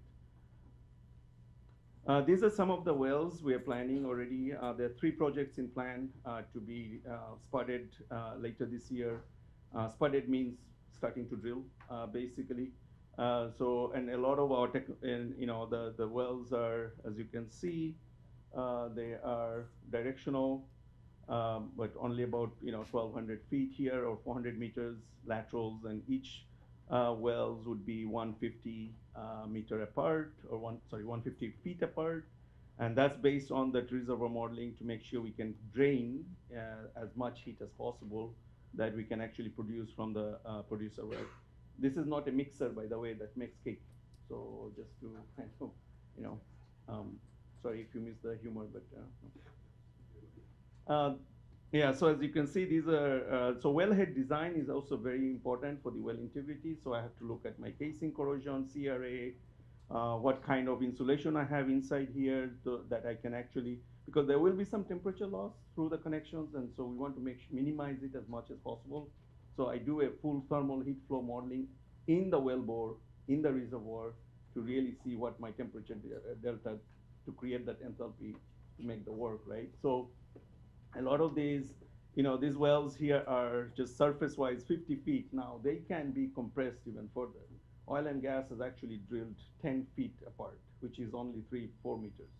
I have myself drilled 7.5 feet on surface.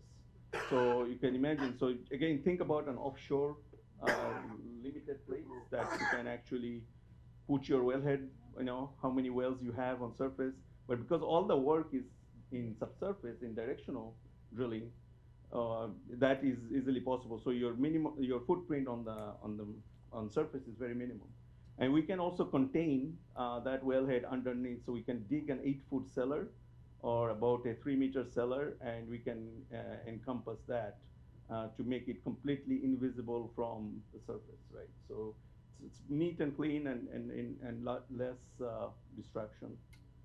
So this is a little bit of the enthalpy. I can talk, more details about the technical aspects of it, how we are really looking at. So each of these are the points. My one is the reservoir sink at a certain temperature and constant pressure. My two is the point at the producer, at the inlet of the producer. Then as I come up, I will have some loss of temperature that will create that work. And 3 to 4 is basically what's creating the work, within the turbine.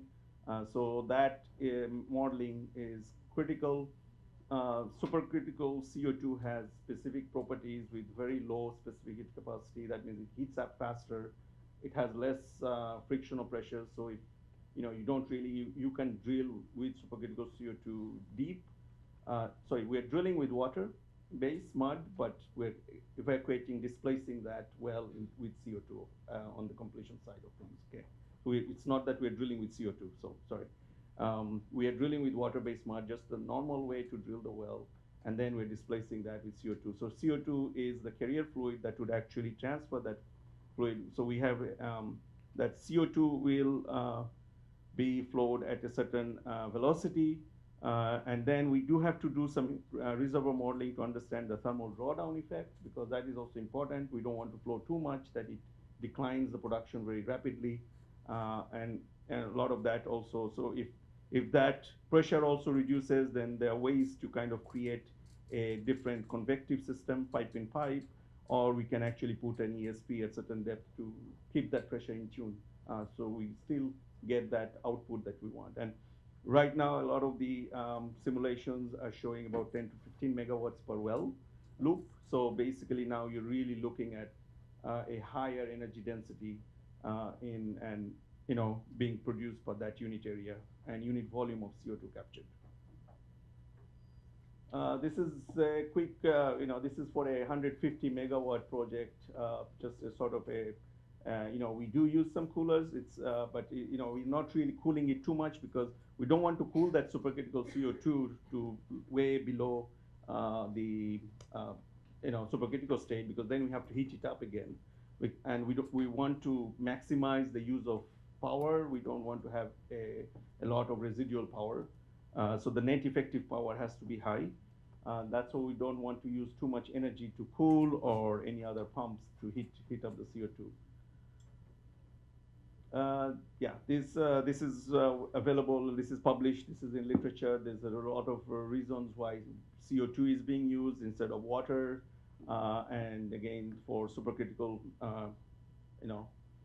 supercritical nature of it.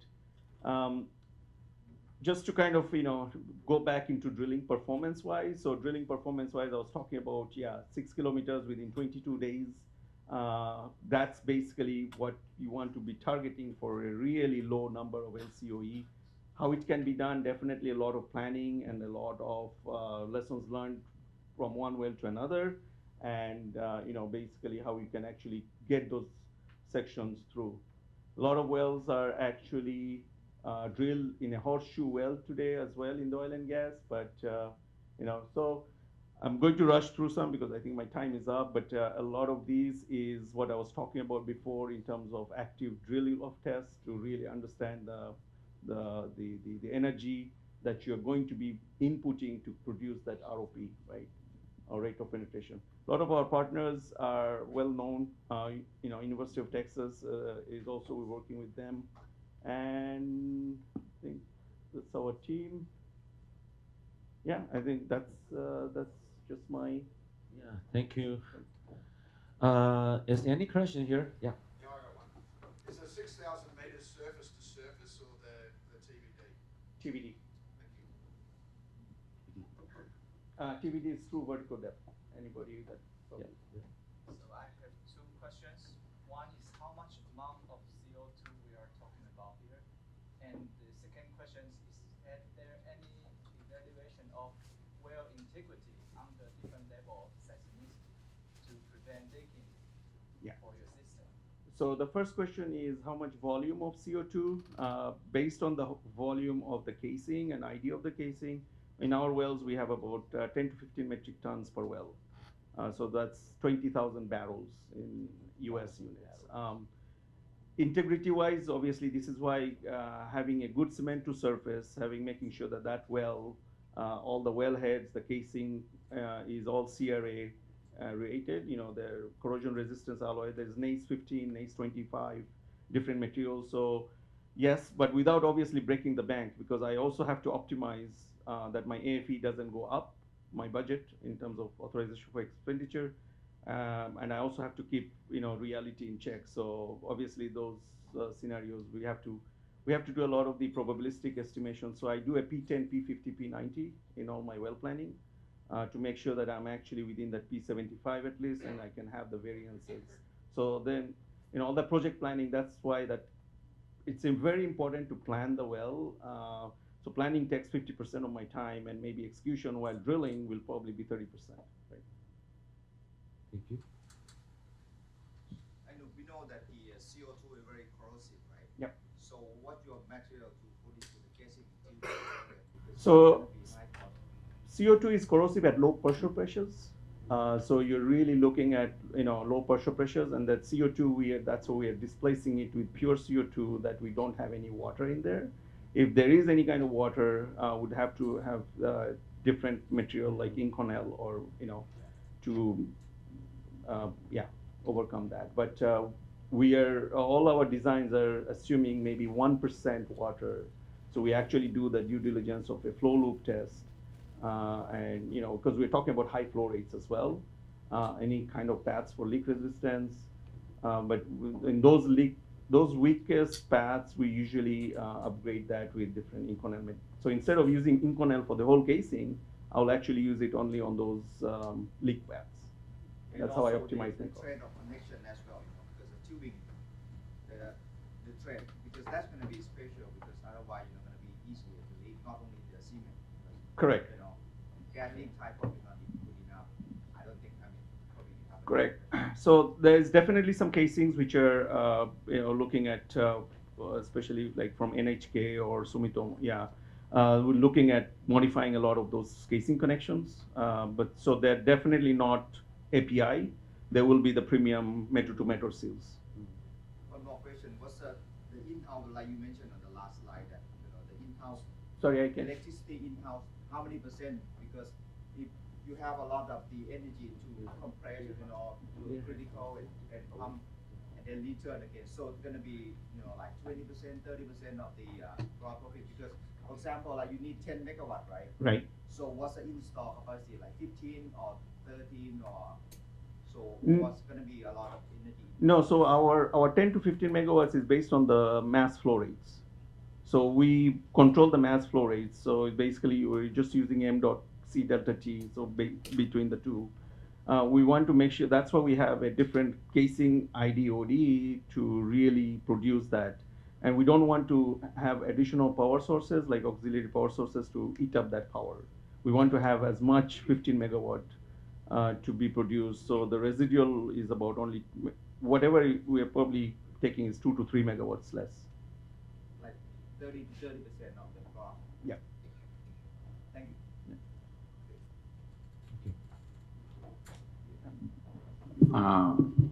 You sort of told me that you also have pipe-in-pipe design for this kind of project. Can you show us that? The pipe-in-pipe is a contingency if, only and only if. It's not something that we are, it's a back of our, so any planning, we always have to have contingencies. If we are not really getting that production decline, if we have production decline, we'll have to use a pipe-in-pipe. Okay. So why you decline when you use pipe? Right. Yeah. It's like a secondary recovery technique we have to use. Okay. Yeah. Okay, is there any question? And then we'll keep going. Okay. Thank you. Thank you. Very amazing talk. Good afternoon, or is it still morning? I can never tell. Okay, I'm going to introduce this technology. This technology and our association with it came about because we were asked to do some due diligence on this company for some investors. And we looked and we thought, this isn't going to work. This can't possibly be true. This will be a very quick report. But actually, the more we dug into what this company has achieved and what the potential of this technology is, the more we wanted to be involved. So the reason that Raphael cannot be here today is that the company is actually undertaking very large-scale tests in impermeable igneous rock right now. They've already tested this technology in oil and gas wells, and what is it? It is the ability to create fracture flow paths without a hydraulic fracture fleet. We are simply going to be using electrical discharge to effectively burn and break a flow path through the rock. And that gives us a number of benefits. First of all, we keep hearing about seismicity issues related to hydraulic fracturing.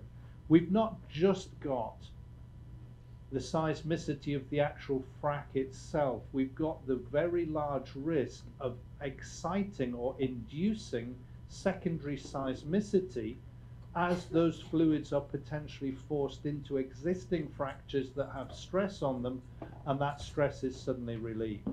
So there are a number of high-profile projects around the world that have been shut down because of their induced seismicity, and they are currently waiting for regulatory approval to recommence operations.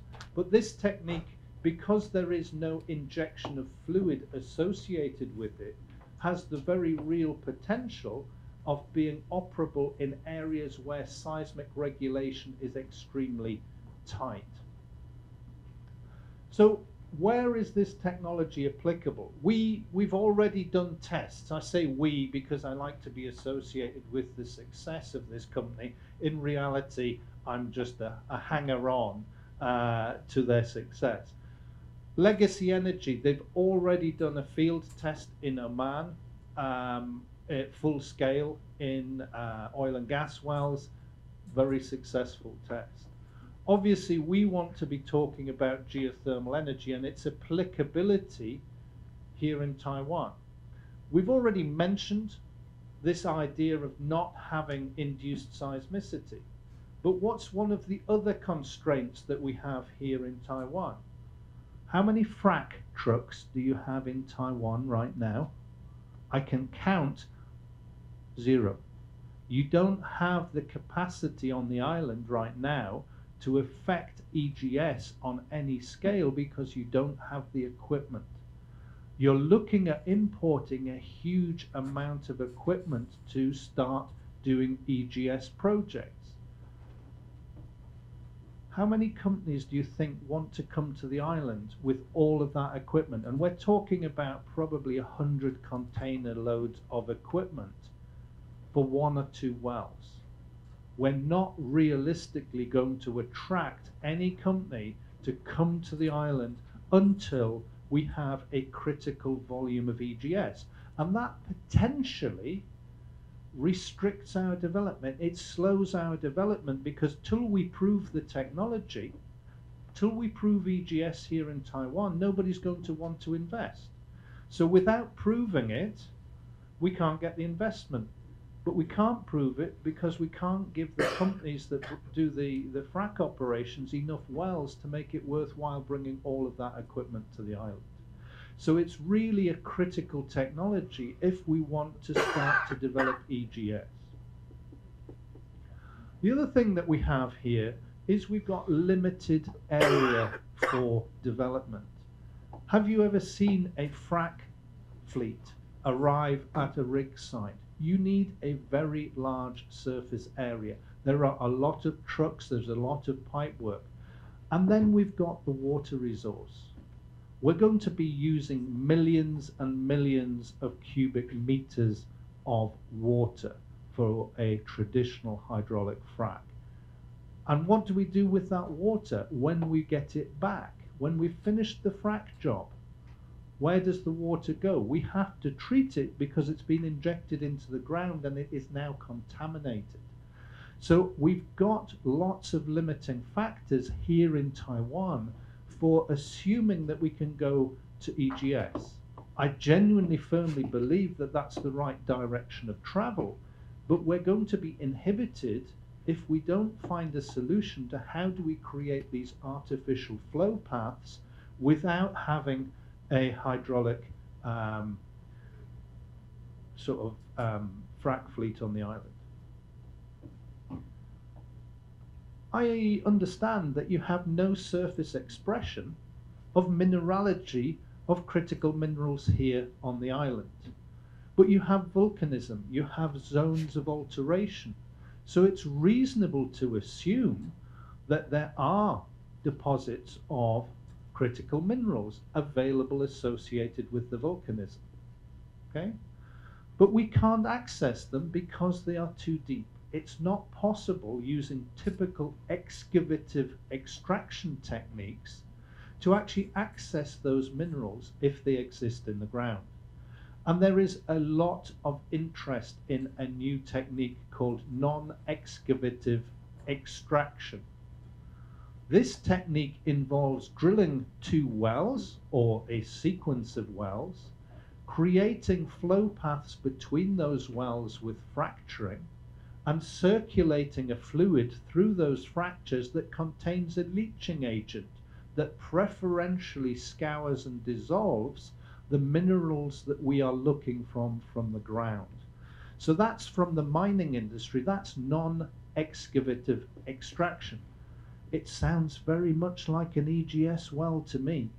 So actually combining those 2 techniques and having your EGS wells also targeting mineral extraction, if we have a sufficiently good geological model, that is. I will twitch a little bit as we say geological hydrogen. This technique's also applicable for geological hydrogen. The reason that I twitch, I'm being a little bit facetious, is that I think that this is a balloon. This is a bubble of investment. I'm not really convinced by the people selling geological hydrogen as a way forward. I am a very cynical person, and it will take me a lot of bit convincing to get me to buy into geological hydrogen as a way forward. So what do we do in electrical reservoir stimulation? We've got here our injection well and we've got our production well. We are going to lower electrodes into the injection and production well, and we're going to create a very, very large potential difference between those 2 electrodes. Basically what we do is we take a very large capacitor bank, we charge up that capacitor bank and we discharge it very, very short interval. That discharge of energy basically has to go somewhere, and it basically burns and fractures its way through the rock. But just to step back a bit to give you an idea of what we're looking at in terms of a typical fracture job with a frac fleet. These are individual frac trucks, and I think if we count carefully, there's something like 35 fracture trucks, and then we've got all of the piping, control systems, control cabins. But look at the size of the reserve water tanks that are required to effect that frac job. And then you've got to import the proppants. You're going to be importing very large volumes of proppant to go into that fracture and hold it open once we've actually mechanically separated the rock. The other problem with hydraulic fracturing is that we've got to understand the geomechanics, and thank you for the talk on geomechanics, very, very important, and something that I tell all of our clients. You can't drill, and you shouldn't drill without a really good understanding of the geomechanics, and that's from the drilling perspective. When we come to production, and particularly for EGS, we need to place the wells in such a direction that the fractures grow and join the two wells together. And the fractures in hydraulic fracturing will open the fracture against the minimum stress direction. So whatever we do, we're constrained in our well placement by the requirement to understand the minimum stress direction, and we can only design wells that allow the fractures to propagate in that direction. So we have a high cost. I've already mentioned we have no equipment in order to do that. We have a high water use, and we have the constraints of the geomechanics in situ stresses.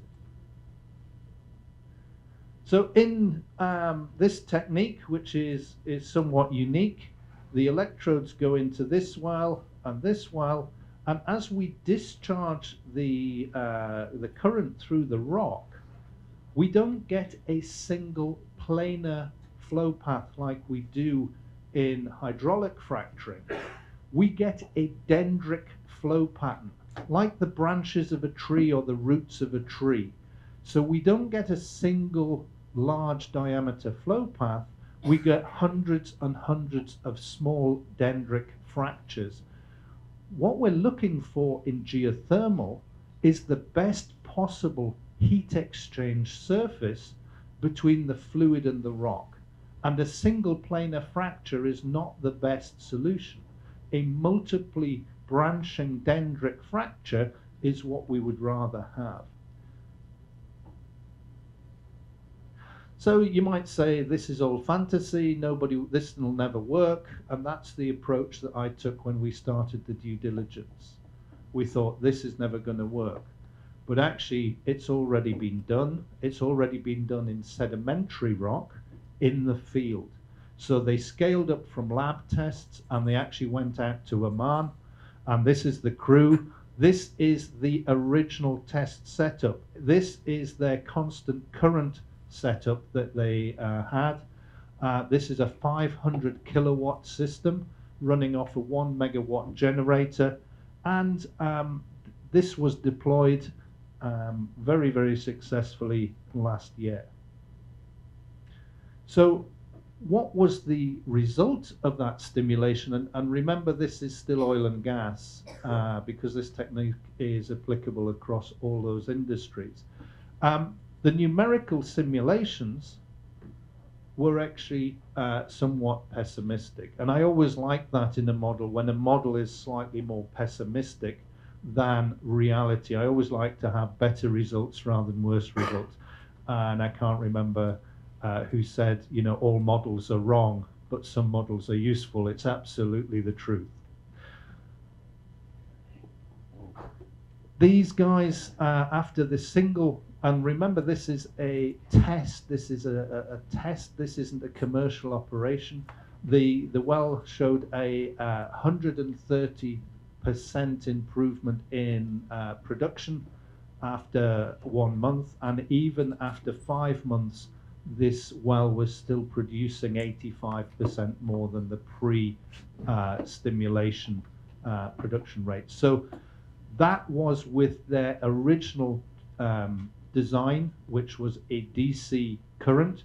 They've now got a pulsed power device, which gives us effectively, I think it's 40 times the discharge energy and capability of this initial test.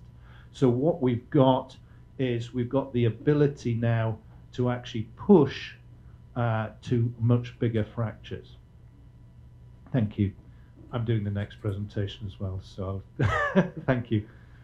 But what do we actually do? What does it look like when we test it in the lab? Well, here is a sample. This is a hydraulically fractured sample, and we've just got a single planar fracture in there. And this is post-electrical reservoir stimulation. And unfortunately, the resolution here is not as good as it might be useful, but you can see we haven't got a single fracture plane. We've got this rubbleization and fragmentation of the rock around the electrical discharge path that's been created. And what we can see is, as part of that rubbleization, we've got some destruction of the mineralogy as well. And that destruction of the mineralogy leaves void space. So we're not just mechanically separating the rock, and if we were to take that, hydraulic pressure off the rock would close back up. We're actually destroying some of the mineralogy around the fracture path as well. And this means that we don't necessarily have to prop the frac. We're not having to inject proppant to hold these fractures open, which is another huge saving on the cost of your stimulation. Not only do you not have as much equipment, you don't need to have the proppant, and you don't need to have the water and the water treatment. If we look, and these are, remember, these ones at the moment are lab tests that you're looking at here. The initial tests were for oil and gas, so this is shale test, and you can see we have these massive improvements relative to hydraulic fracking. But this is in gneiss. This is metamorphic rock. This has zero base permeability. And again, this was something we were very cynical about, incredibly cynical, in fact. Yet we can see in the gneiss test that they have created a massive amount of permeability in that rock. And that gives us hope that actually this technology will be the real panacea for ERS development in a lot of places around the world. We're hoping that we can bring this technology under field test to Taiwan. So it would be a fantastic opportunity to actually be the world leader by being the first geothermal systems in the world to use electrical reservoir stimulation. And it makes sense. It makes sense because the volume of equipment required is quite small. You could become the world leaders in this technology. Obviously, my time for this particular presentation is running short, but we can show, and I can't unfortunately talk about the results of the guys. They're busy at the moment in Colorado School of Mines. What they've done is they've taken the pillars between mined out adits, and they're actually going to do a stimulation of the pillars that are left in the mine. So what they're hoping to do is prove that we can get to hundreds of meters of stimulation in the igneous rocks.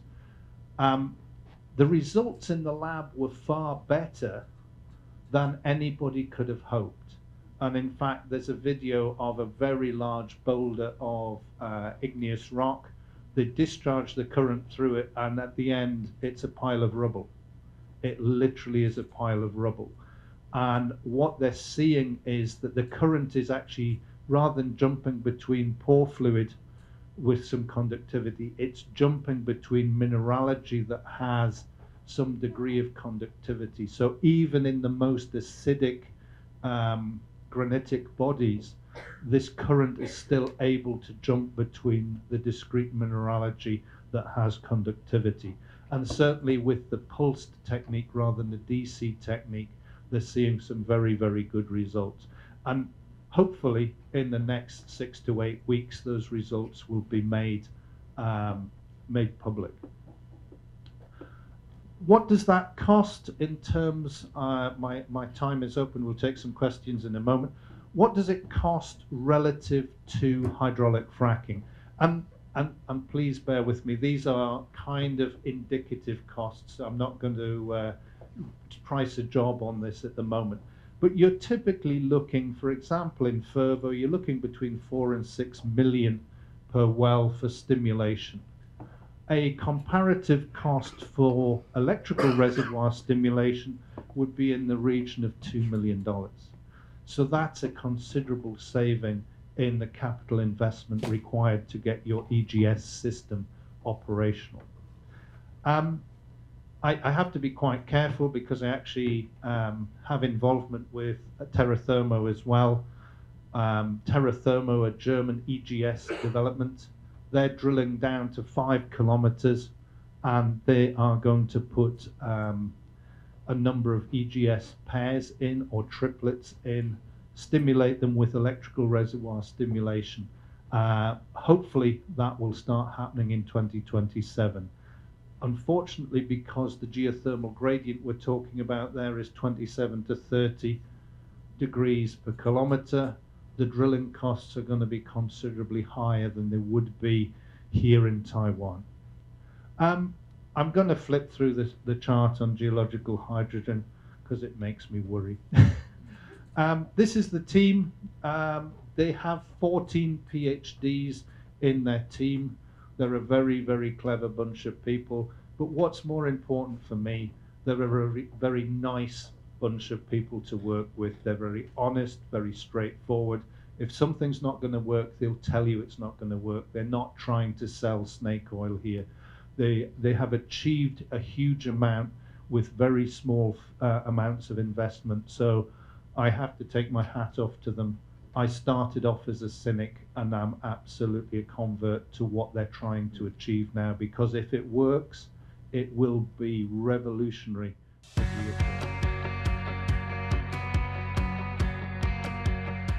Thank you very much. I've had most of my super hot material removed from me because of non-disclosure agreements with Mazama, who are currently drilling on a volcano in the US. The reason that I wanted to talk about what we're doing there is that actually the conditions there are almost identical to what we would expect to see within the hotter provinces of Taiwan. We also are putting in place an EGS system that's very similar to what we were proposing would be the best way forward for Taiwan and the larger power developments in Taiwan. Please remember that you already have hydrothermal reservoir dependent options, and they should be explored first because they are the lower technology route. However, with potential to use electrical reservoir stimulation, some of the EGS projects could come online a lot quicker than maybe with conventional hydraulic fracking. One of the other problems we have, and sorry to be me again, one of the other problems we have in very hot geothermal wells is how do we manage the compressive loads in the casing strings that are created when we heat that steel up. As we heat the wells up under production, that casing string wants to expand, and if we allow it to expand over its whole length, it will buckle, the casing couplings will start to collapse. We'll have all sorts of integrity issues. So this project came out of a completely coincidental sequence of events. I was asked by OSI Renewables to put a training course together for them and go in and train their team on what is geothermal, where are the opportunities in geothermal for OSI Renewables. What they wanted to do was kind of put a portfolio of technologies together from their oil and gas technologies that would be branded into geothermal. And while I was teaching this course, there was a beautifully made model sitting on the windowsill. And at break time, I went and I started playing with this. And I said, what is this? And they said, well, it's actually the tendon tensioner from a tension leg platform. So as these steel cables come up from the seabed, they go into these tendon tensioners, and we pre-tension the platform so it sits level. But obviously, we need to regularly rechange that tension and adjust the tension so they can't just be bolted together. And I looked at it and I scratched my head a little bit, and I thought, I think there's another use for this technology. I think if we make a wellhead with the same system, that will allow us not to have to cement the entire annulus all the way back to surface. That has huge potential benefits for our geothermal wells, because if we can maintain the annulus like we do in an oil and gas well, it has huge possible savings in cost, and it potentially increases our safety. If we can monitor the annulus and put real-time monitoring in the annulus, we can have 24 hours a day surveillance and smart alarms that tell us if we've got a well integrity problem a long time before we risk compromising shallow aquifers. One of the problems that we've seen in geothermal development, one of the problems we've seen in geothermal developments worldwide is that the older developments, where the understanding of corrosion, the understanding of cement integrity hasn't been there, we've got contamination of drinking water aquifers. If we look at Paris, for example, I can't remember the exact numbers, but of the 60 geothermal heat wells there, something like 20 of them are shut down because of corrosion problems, and some of them have actually catastrophically contaminated drinking water aquifers. So we don't want that, but if we're cementing all the way to surface and we have a leak path in the cement that develops over many years, we won't know anything about that till somebody says the drinking water tastes a bit salty. And that's a best case scenario. If we maintain the annulus all the way to surface and we've got instrumentation on it, the minute that we get an integrity problem, the alarms will go off and we can address that problem straight away. And in some regulatory environments, if we have that capability for 24 hours a day surveillance, it might mean that we don't have to shut down all of our equipment and our well periodically to do a full inspection, a use-it inspection, an ultrasonic inspection, a multi-finger caliper inspection, things like that. So the idea behind this technology is that we cement conventional. How much retarder do you put in for the cement coming close to surface versus the cement down in the hot part of the well? If we don't put enough retarder in and we're pumping and cementing a hot well conventionally, and conventionally means the cement goes down inside the casing and comes up the annulus, what will happen if we don't have enough retarder in, that the cement will start to set up as we go round the hot part of the well. If we don't put, if we put too much retarder in to let us get past that hot part of the well, the cement that ends up in the cold part of the well will never set. So we're potentially compromising our cement job trying to get a full annulus filled. So we can cut our cementing costs, we can make a more robust cement job.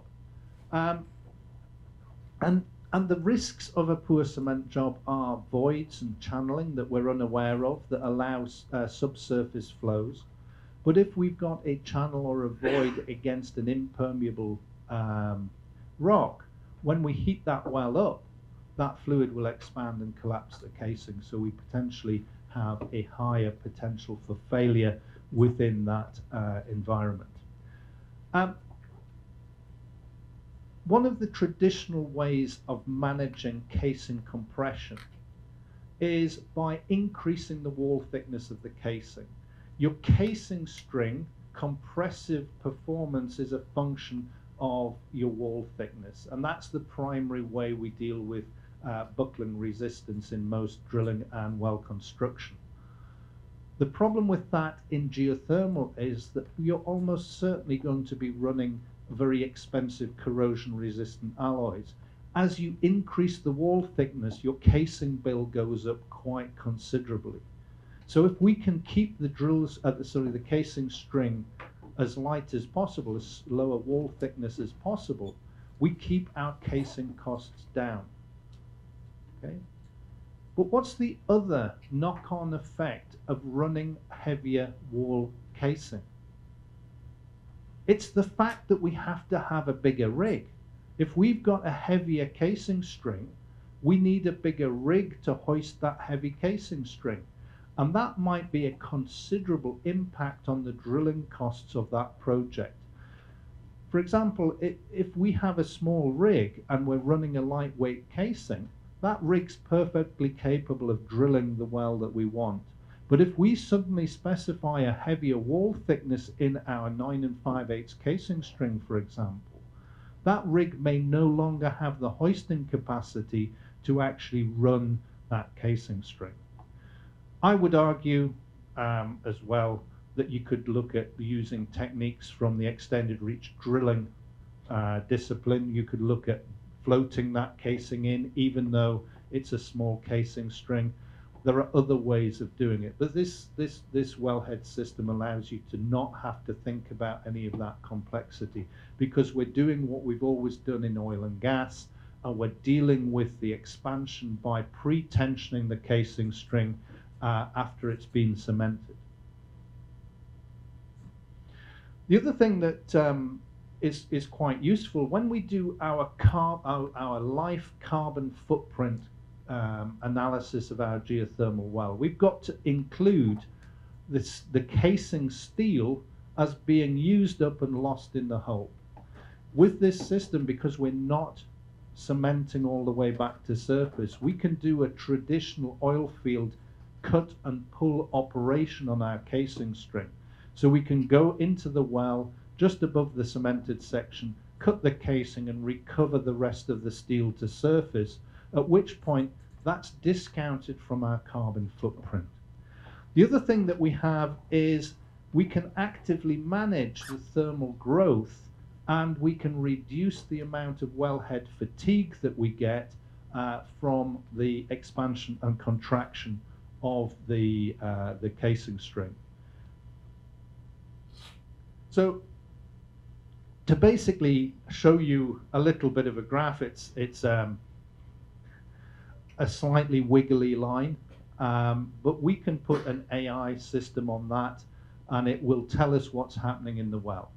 We have rising alarms, we have threshold alarms, we have falling alarms, we have rate of change alarms, and with a little bit of software development, we could very quickly have smart alarms that tell us when we've got an increase in pressure in the annulus just due to thermal effects, or whether it's due to a leak developing in the casing string. The other thing that we can do if we've got an open annulus is that we can actually physically sample the fluid that's in that annulus and sample it for corrosion products. Those corrosion products will be in the annulus fluid, and if we've got an open annulus, we can see it and we can treat it proactively before we actually have a problem. We've already mentioned the impacts of our annulus cement. We need large volumes, and as we heard yesterday, from the cementing team. Trying to circulate large volumes often results in losses, so we have to use exotic slurries, lightweight techniques like foaming the cement. All of those are additional complexity. And I'm a very simple person. I like simplicity in all aspects of my life. The other thing is, you know, with all deference to my colleagues in the cementing industry, when you ask for a high temperature slurry, the bill that comes with it is also high. And justifiably so, because these slurries are not ordinary Portland cement. They've put a lot of research and development into the development of high temperature slurries. And I believe that we are reasonably safe now with slurry design up to about 400 degrees centigrade. So how do we get the cement in there if we can't go conventionally? What we might have to do is reverse the cement down the annulus and up the string. And the problem with that is that the actual cement placement and the isolation from the mud is not as good. So we typically end up with a lot more contamination, a lot more void space creation. The other issue of cement is actually a relatively good conductor. Although we can go to a foaming cement, we can go to a cement with a lower thermal conductivity. Typically, cement is going to conduct the heat from our well much more efficiently than leaving a fluid in the annulus, or even better, a very simple external foam-based insulation sprayed on our casing. So what we typically have is we have a thermally productive zone down here.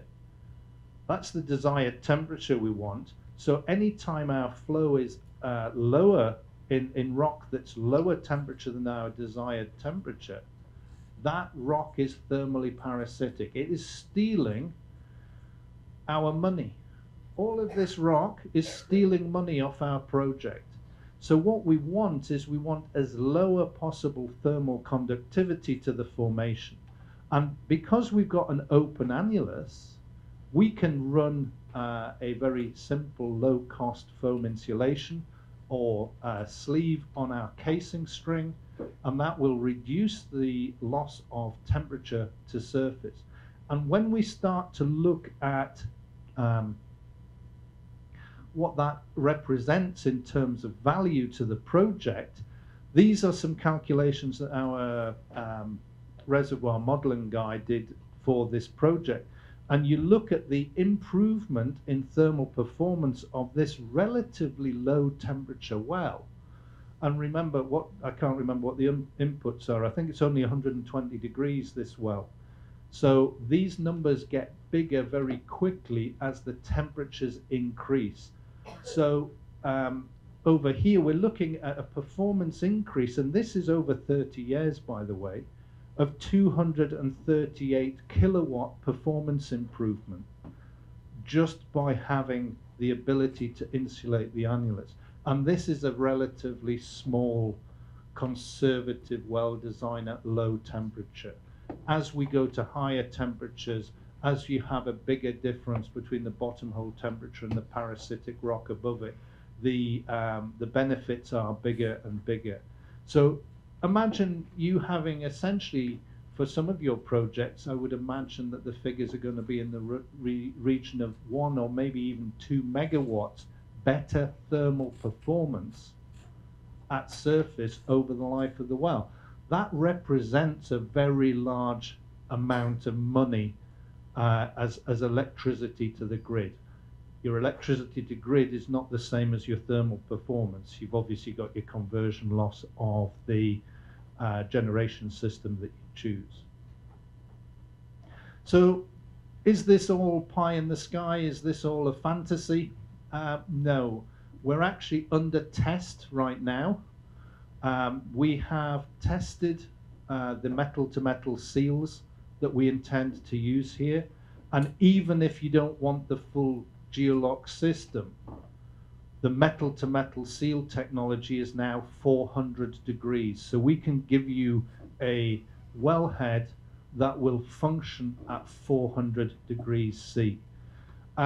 We have already the technology to put the ratchet system in the wellhead, and the tooling is being developed so that once you have cemented, you put your wellhead on, and the tooling will pre-tension your casing string. You don't have to maintain that tension in the casing string for the life of the well. We can come in and release in stages that tension. So if you're intending to go into a long period of maintenance shutdown for that well, what you would do is you would release the tension from the wellhead and allow that casing to contract without exceeding its tensile strength.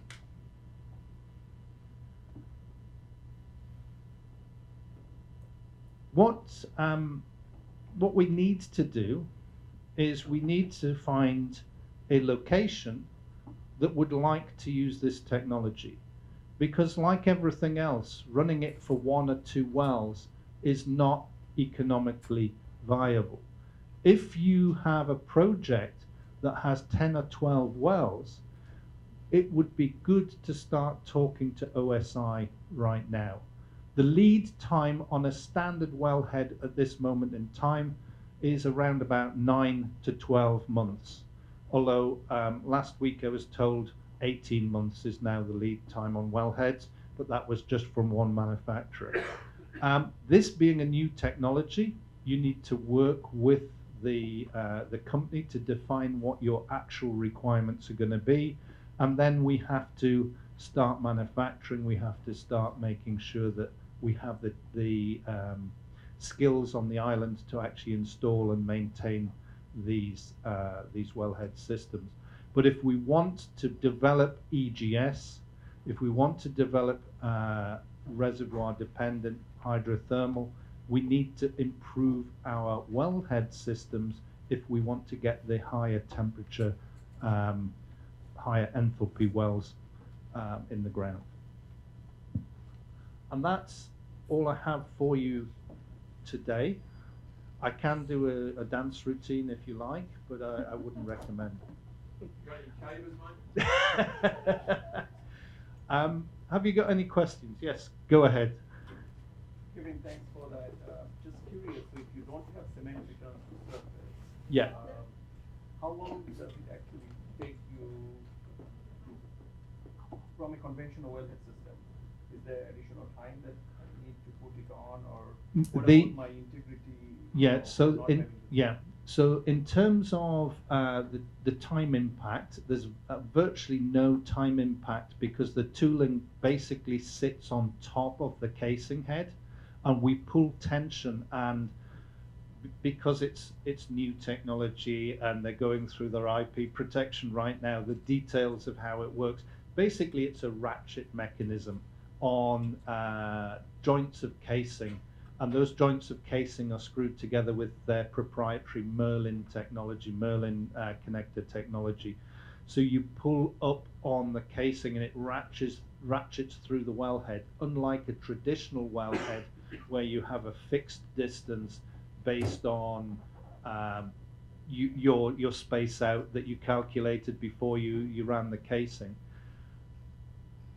That you could counter and you say, well, how's this different from a set of emergency slips?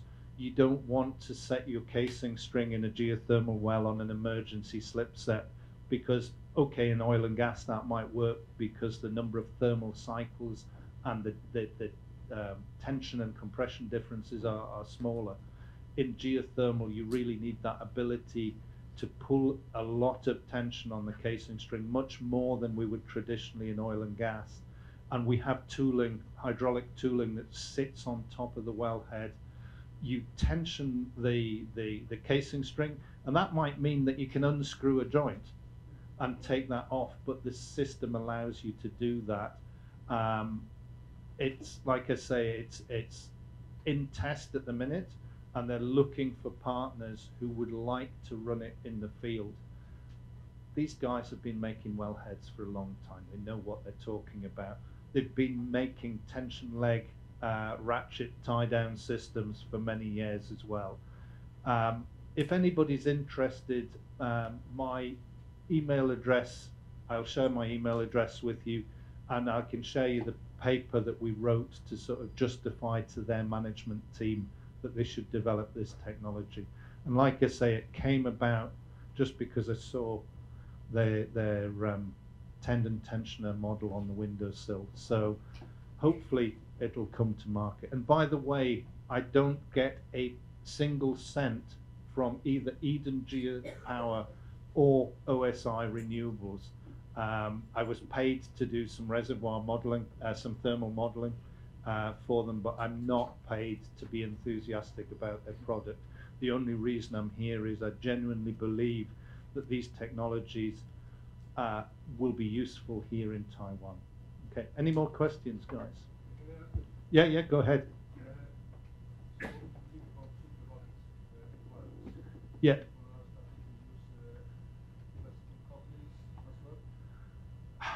I think the problem with the flexible coupling route is long-term integrity is the concern that I would have, but I don't have any direct field experience of flexible couplings. But it is something. It's something that quite often gets brought up when we say, well, this is a solution. Like anything else, there are other solutions. We just think this one might be the most elegant and the straightforward option. So, any other questions, guys? Okay. Okay. Thank you very much indeed. Yeah. Thank you.